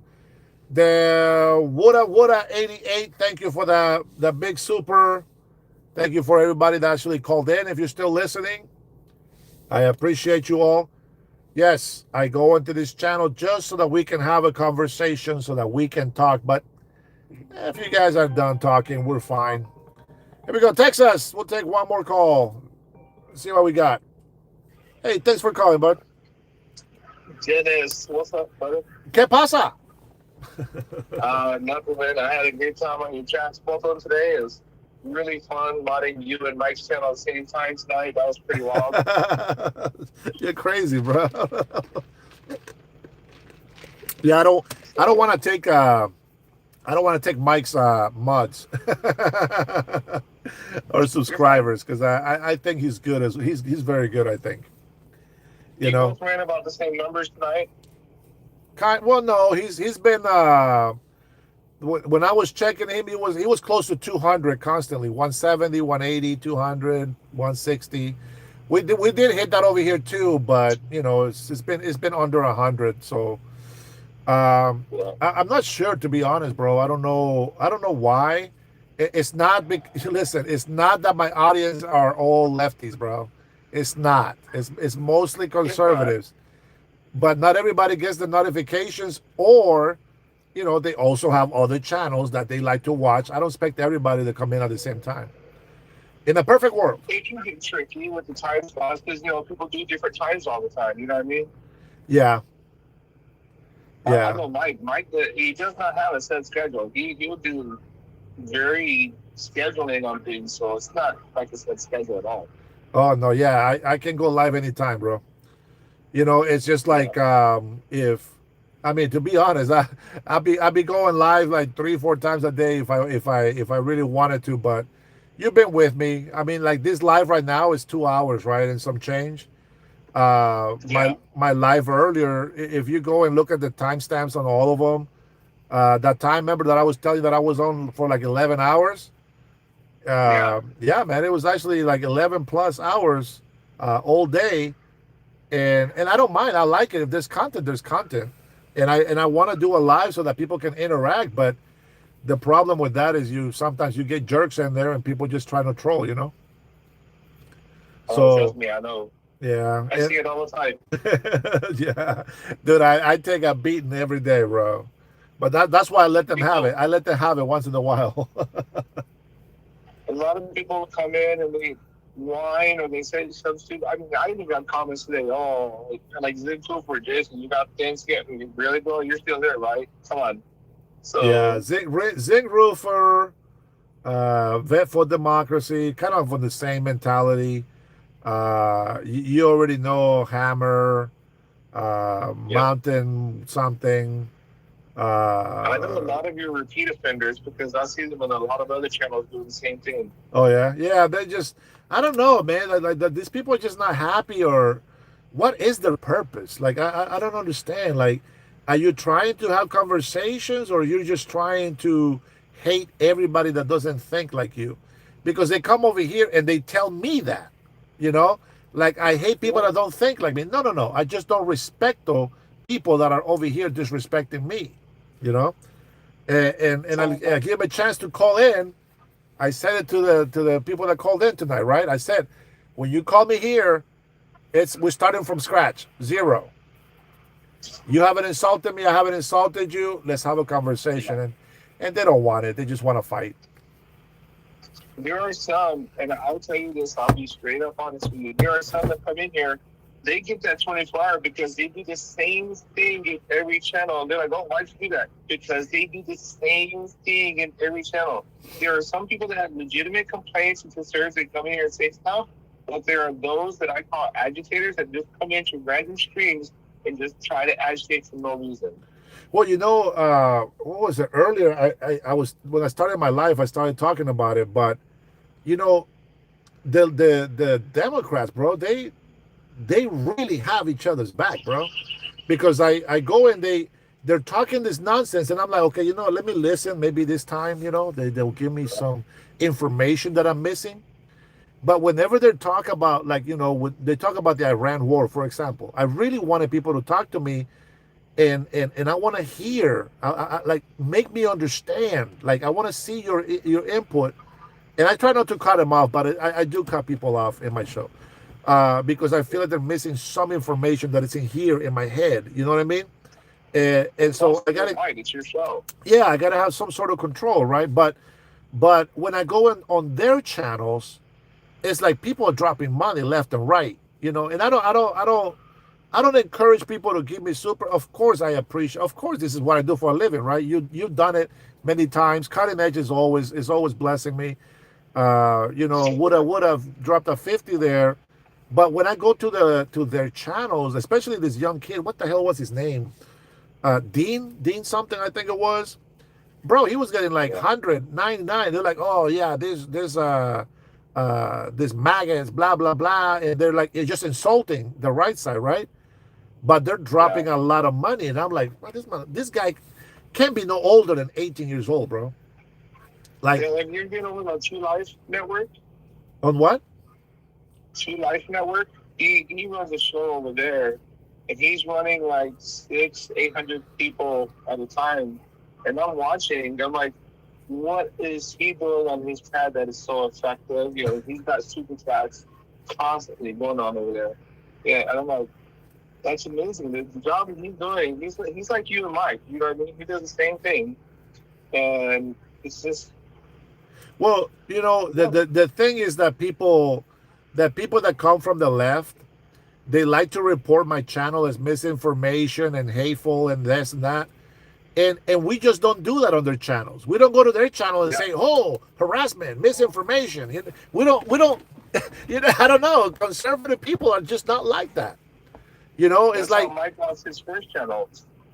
right?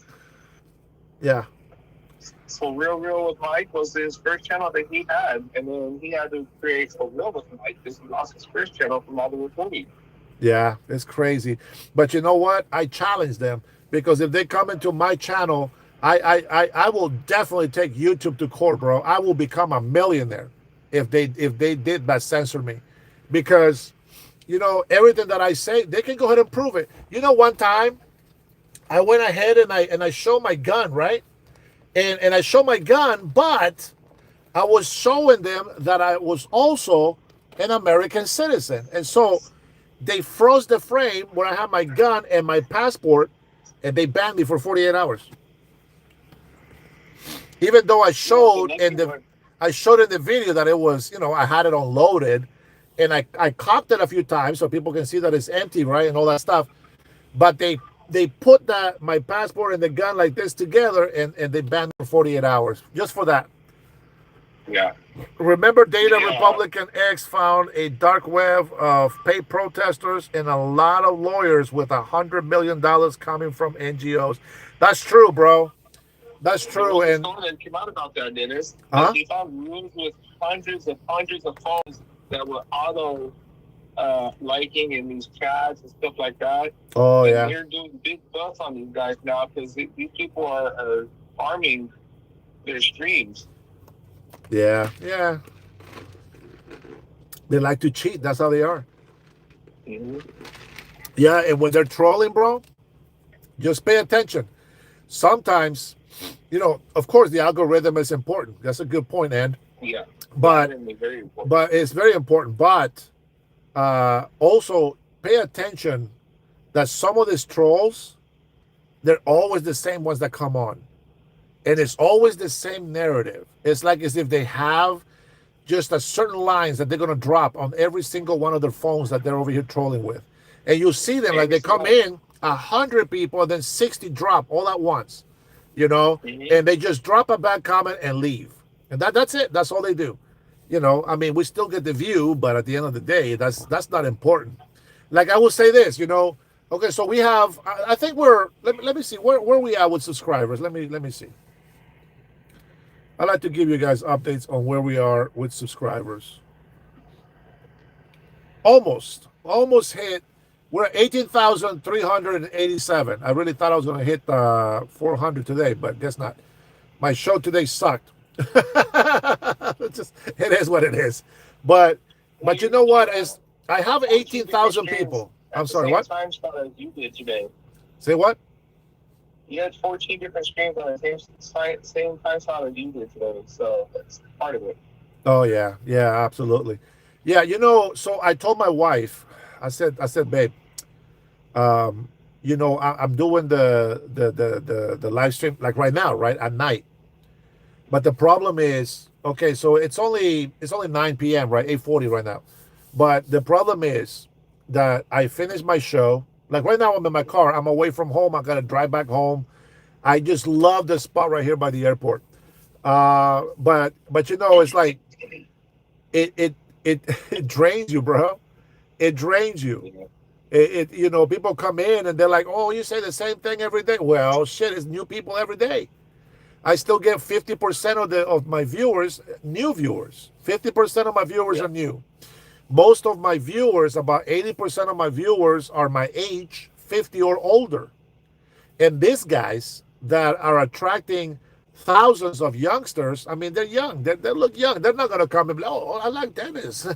I like this old guy, let me hang out. No, they talk different. They troll each other. And I don't know. Maybe I'm doing the same thing. I just don't notice. Maybe I'm a hypocrite. But I just don't find any substance on it. Like, I kid you not. Have you ever watched those TikTok videos where they dance like robots, right? The Japanese girl, and she has like a makeup, like she looks like a doll. I honestly don't have TikTok, brother. But they put them in YouTube as well sometimes. So anyways, I've seen a few of those AI robots that they're talking about. Yeah, but they're humans. They just act like robots. Right. And so the human version ones that they're making now. Oh yeah. No, but so these videos are like this. What I'm telling you is this. That this girl, she is like if you were into like sex dolls, you will like her because she pretends to be a doll and she does the movements like a robot like crazy. But this is what she's been doing lately, and she comes through my feed. And I'm like, why is she coming through my feed? I don't watch this girl. But I have seen some in TikTok, right? And she's doing this. She has the microphone, and she's like rubbing her nails around it. You know how some of the microphones have those little edges on it? And so it makes they do the ASMR of it. Yeah, it makes like a little noise, right, with the nails. And then she's doing this. And bro, that's it. She's just making noises with her mouth, and she's scraping this microphone, and I'm like, who the f is watching this? 4.6 thousand people watching, loving, commenting, and I'm just like, wait, what? YouTube or are you watching OnlyFans? Definitely no OnlyFans. I don't watch OnlyFans. I don't watch porn. You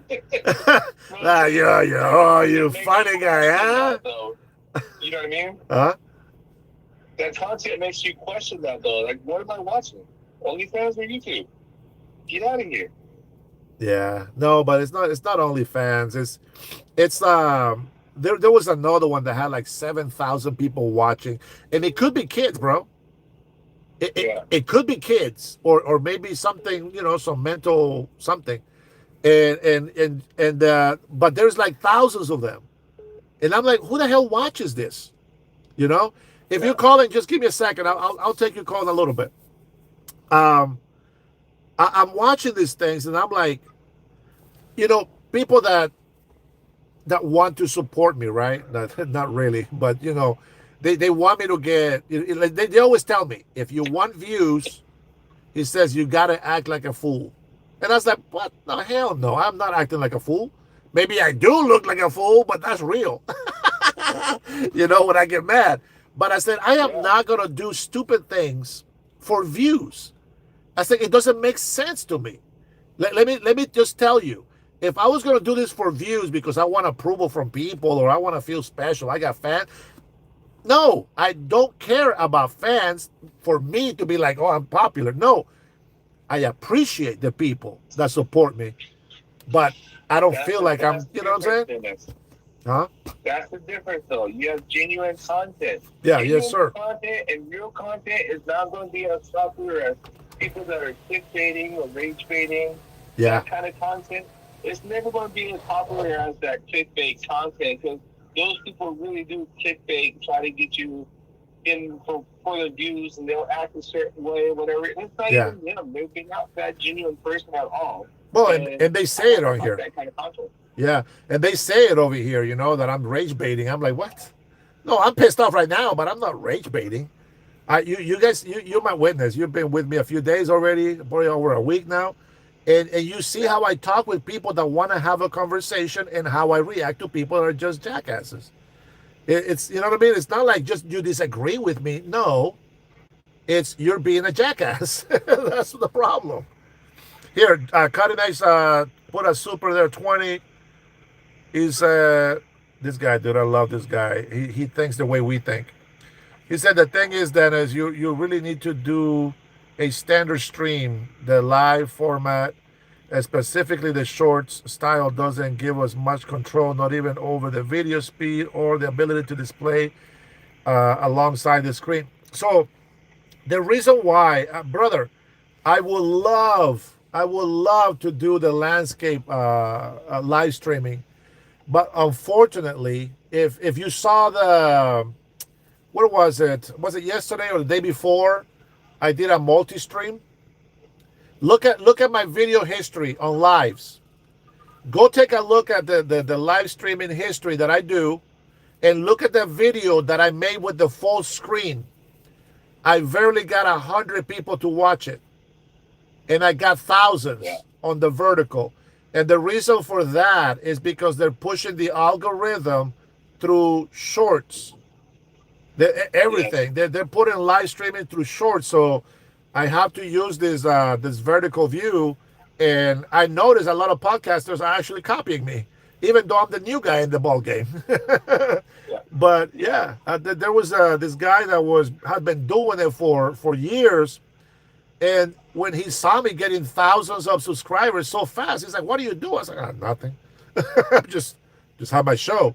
But then now it's like it's starting to get really saturated, and unless you're paying to advertise your live, you won't get that many people watching. And I don't care if I have 10,000 people, if it's just 10,000 hateful people, that just hurts me. It poisons my heart with hate and negativity. I'd rather have good 10 supporting people, right, that will put super chats on there because that's how we get going. But I'd rather have people that actually want to have a conversation, that want to give me Yeah. new information so that we can entertain each other. If we can have 100, 200 people, fantastic. If it was just for money or the business, I can tell you, 18,000 subscribers, bro, $1 each, that's $18,000. Yeah. You would think like, oh shit, I'm gonna have, I can go and get a house, even though they're taxing the shit out of the property right now. But we can definitely go and use money to get a nice studio looking and get more money out there, pay for interviews and all this other stuff. But you just don't get that. And for me to bring somebody to do a collab, they have to be on the same boat with me. And Yeah.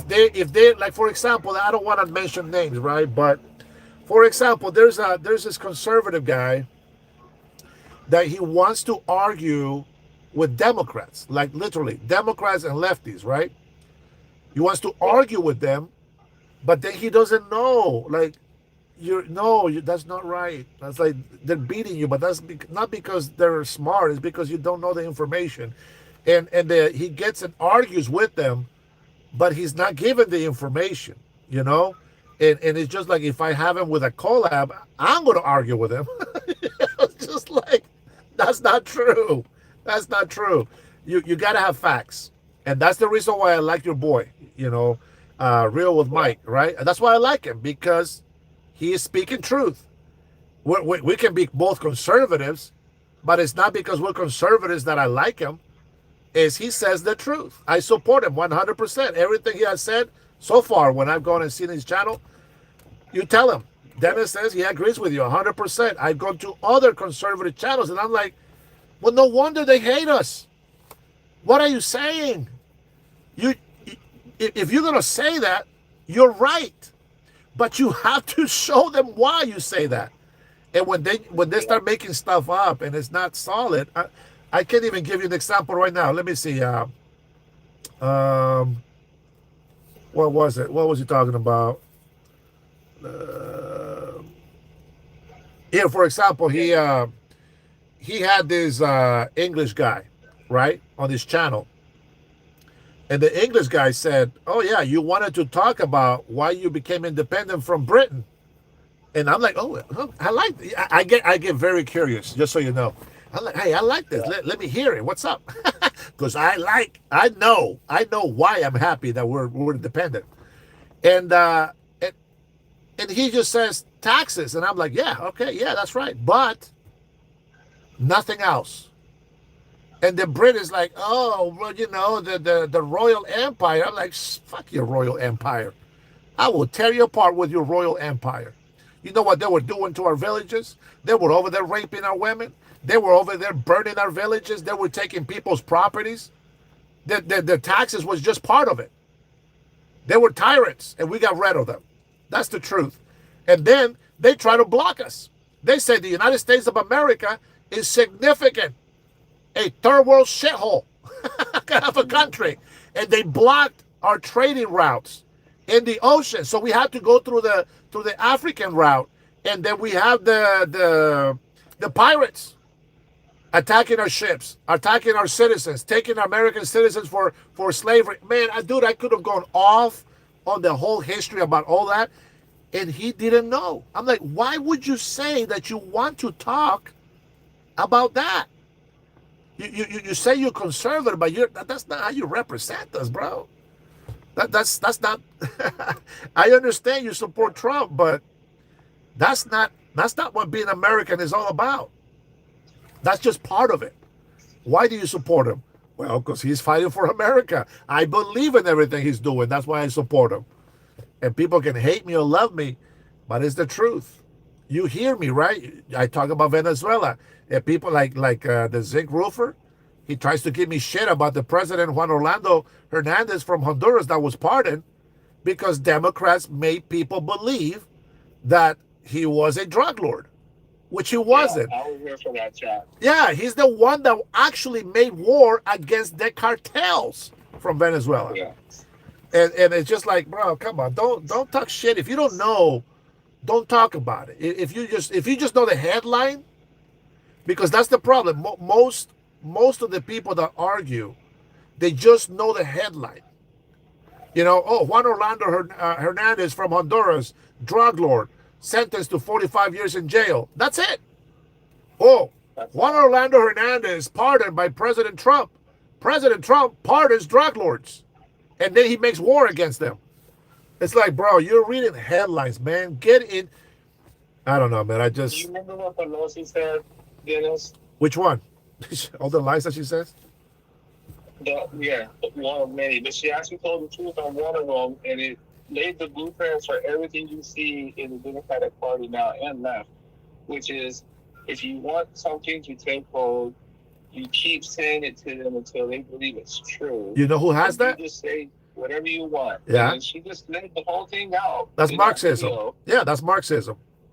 Right. Yeah. So she laid it all out, and you see it evident. Yeah. Even today, they Yeah. do the same thing. And Yeah. unfortunately, there's a lot of people that's believed it, and that's where we are right now. With people coming in here and saying the same lies that they're being told. It's like, you gotta wake up and smell the roses, drink Yeah. your coffee, whatever you gotta do. Yeah.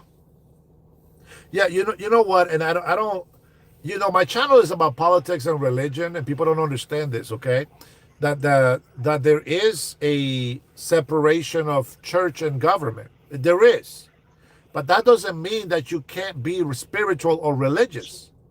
You can still be religious. This is where your moral background comes from, right? So people don't understand that there is a devil. Satan likes to sow in hate. Now, I always feel like I have righteous anger. right? When somebody's being disobedient, that's what it's for. So you can correct, rebuke, and exhort, and it's not a nice feeling. The truth hurts. But the problem that they don't see is what destroys a relationship between a father and a son? Hate, resentment. What destroys a relationship between a husband and a wife? What destroys marriage? Hate, resentment, jealousy. These are all things that the devil uses to go against us. And you know why? That's why sometimes those who are successful, they find their mates and they feel like they know them all their life because they think alike. They don't do the same things, but they come to the same common sense. And you know what I'm saying? And it works because they can feed off each other. But the moment that the devil starts putting a little bit of anger and hate between them, goodbye soulmate. Watch the people that have been married for 4, 5, 6 decades.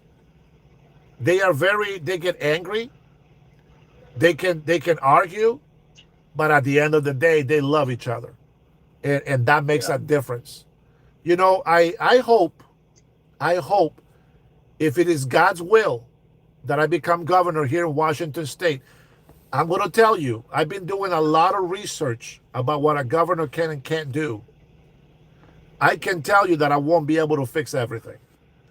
Legislature has most of the power, believe it or not. And so I hope that other Washingtonians are running with me in other positions so that together we can come together with common sense and change Washington State. But if I'm just going to be the governor, you be my witness. As of today, I will let you know. Don't come in here doing personal attacks against the host, buddy. You're out of here. I will let everybody know. This is what I am doing, and this is what they say. I will put them on blast. There is going to be no hidden meetings. Nope.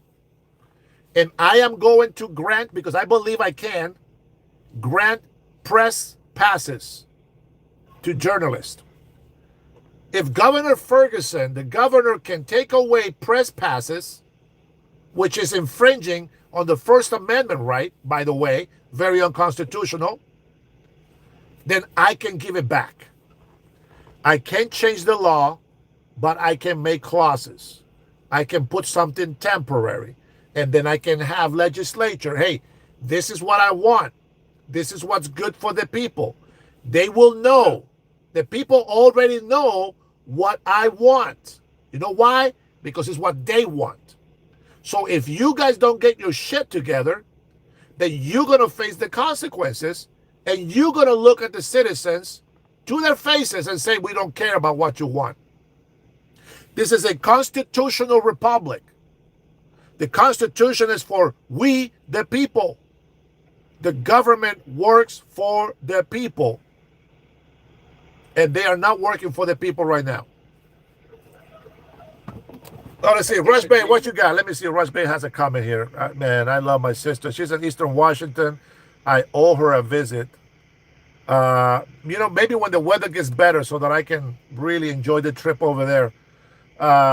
Deuteronomy is all about building a government, which America is built on. That is true. That is true. I can't wait, sis, until we can actually sit down and have a lunch or a dinner, whatever time it is that we get there. But definitely, I still need to go to Eastern Washington, and hopefully, it comes true. Maybe I can plan some sort of weekend, maybe this summer. I don't know about how the campaign is going to do. The campaigning might change all my plans, but maybe in the summer I can go and have a couple of days camping out Eastern Washington, and then I can stop by and meet you and your beautiful daughters. I think it's 2 of them, or a son. Sorry about that. Baba, how are you? I haven't seen you for a while. Where you been? Dennis says, say yellow. What? Why? Why would he make you say yellow, bro? Hey, some people got some really weird requests. I don't know, man. What? Look at this. Look at this guy right here in the chat. J Skip says, coward. What does that got to do with anything I just said, bro? He wants you to talk about how the country is insolvent. How the country is insolvent? Yeah, that's okay. I don't think it's insolvent. I don't think it's insolvent. Talk about the insolvency. Skip, do you even know what insolvency It means? is a fascist. Okay. I don't think he knows what insolvency is. Because I believe that it can be. 39 trillion. You know, they're going to tell you Trump made all this 39 trillion. Yeah. Little did they know that in my channel we already covered that up to $32 trillion was spent before President Donald Trump, and they have no accountability for it. They don't know where the money went.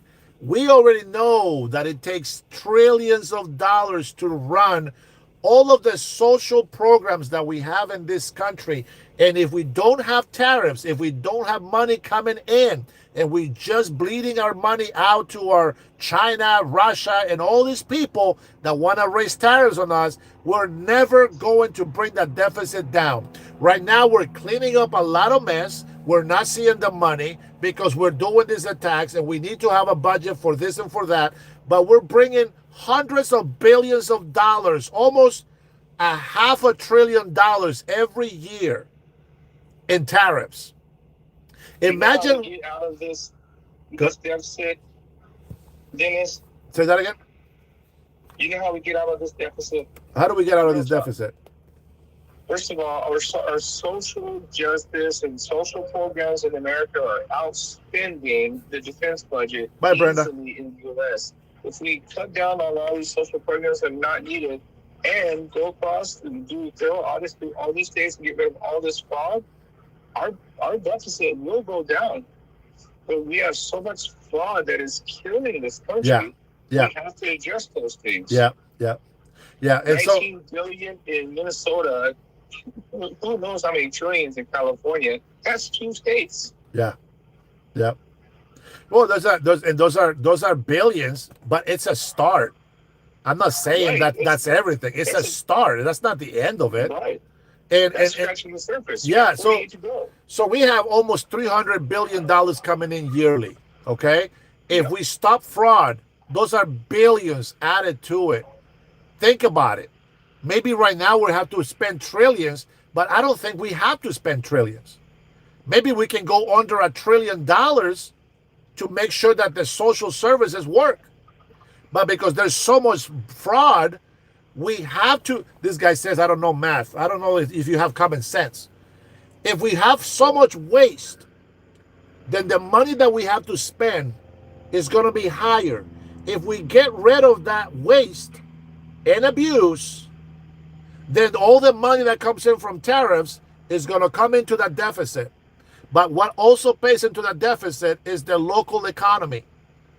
If we are able to provide more jobs, American jobs, more taxes will be collected to pay that deficit. If you continue to give our money to the foreigners for cheap labor, we're going to continue to go even more into deficit. People think that you should be negative inflation. They don't know what that means. Do you know what happens when you go negative inflation, Jason? What happens when you go negative inflation?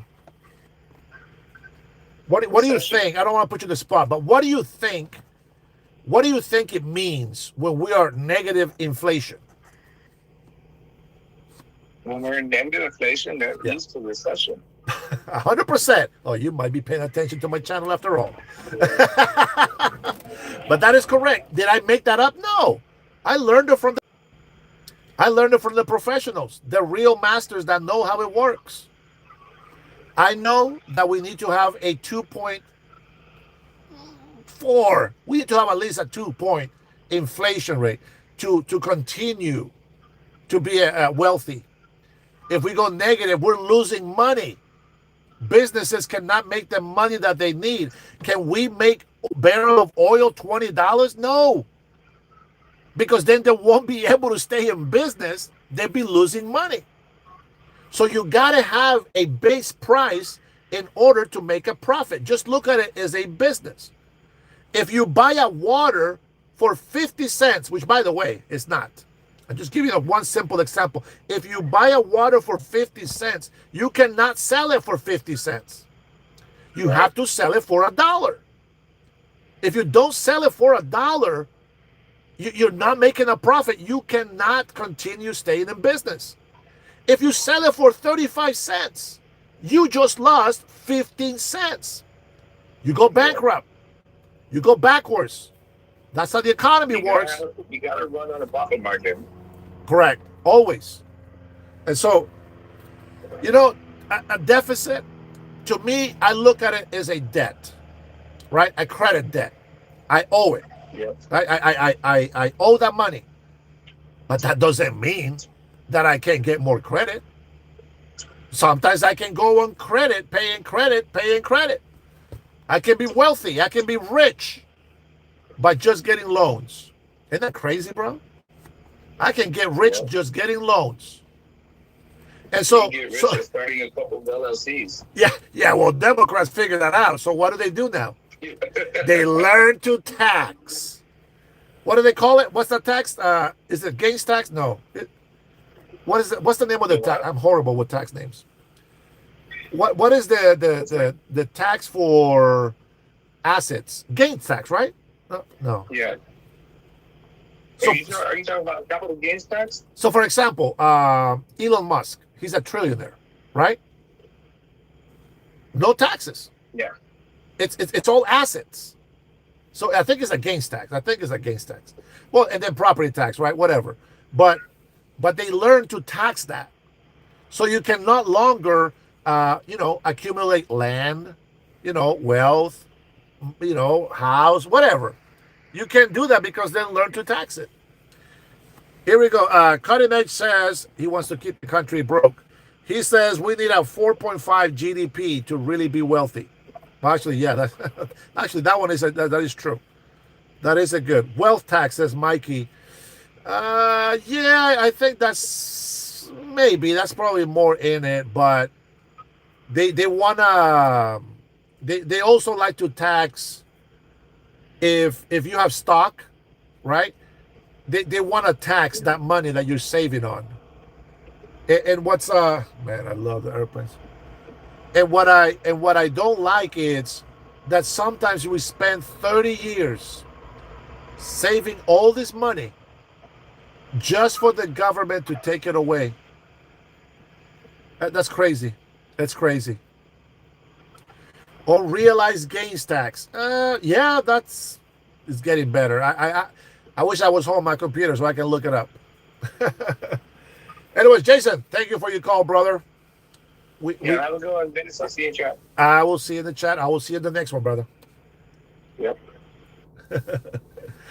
Jason is a big patriot. He's got my back, just like many people in here. I know it's getting very late for a lot of you guys on the East Coast. Thank you so much for being here with me today. Thank you for the supers. Cutting Edge, always outdoing yourself. Appreciate it, Baba. All right, let me read Baba's last comment here. Baba says, as of late March, brother, we are in late March. The U.S. national debt has surpassed the 39 trillion mark, driven by a year-over-year increase of approximately $2.64 trillion. Debt is growing at a rate of over $7 billion. Yeah. Remember, the $290 billion that we got, that was just for partial of the 2025, I believe. I believe that's how it was. I could be wrong. But all I know is that we have multiplied that greatly compared to $70 billion coming in on the first tariffs that Trump put in. Listen, we'll see what tomorrow brings. We'll see what other news we can discover. Hopefully some live streams that we can have fun, converse and all that stuff. Coyote says, tax your income, tax your purchases, and your vendor, tax your land, tax your crypto. They tax everything, bro. They don't want you to be successful. They don't want you to be successful. Per day with interest payments alone exceeding $1 trillion. Yeah, bro. We don't worry, man. We'll get behind it. You know, right now they're still constructing a lot of those factories coming in. Michigan is already giving them some good news. So there's a lot of good things happening, man. We continue to win little by little. They can hate us and they can be fearful and they can try to lie to us. But I see good things happening. 30%. 30% less drug what is it called? Less drug 30% less drug overdoses in America. Tons and tons of cocaine, fentanyl, and other drugs have been taken care of. We secured the border. We got to get to fraud. We got to get to all this abuse and waste from the government. We will get there.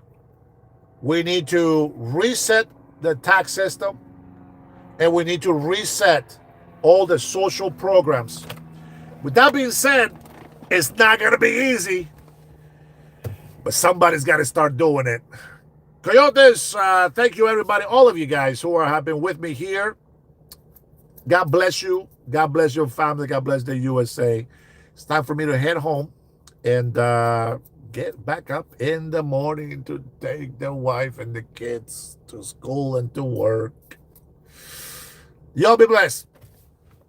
Berniel. Oh, man. Berniel comes in here when I'm saying goodbye. Come on, brother. I am beat, bro, and I gotta go home. I gotta go home. I'm not parked outside. I gotta go home. All right, guys. Love you all. Berniel, thanks for stopping by, brother. Salutations and greetings to you, my friend. All right, peace.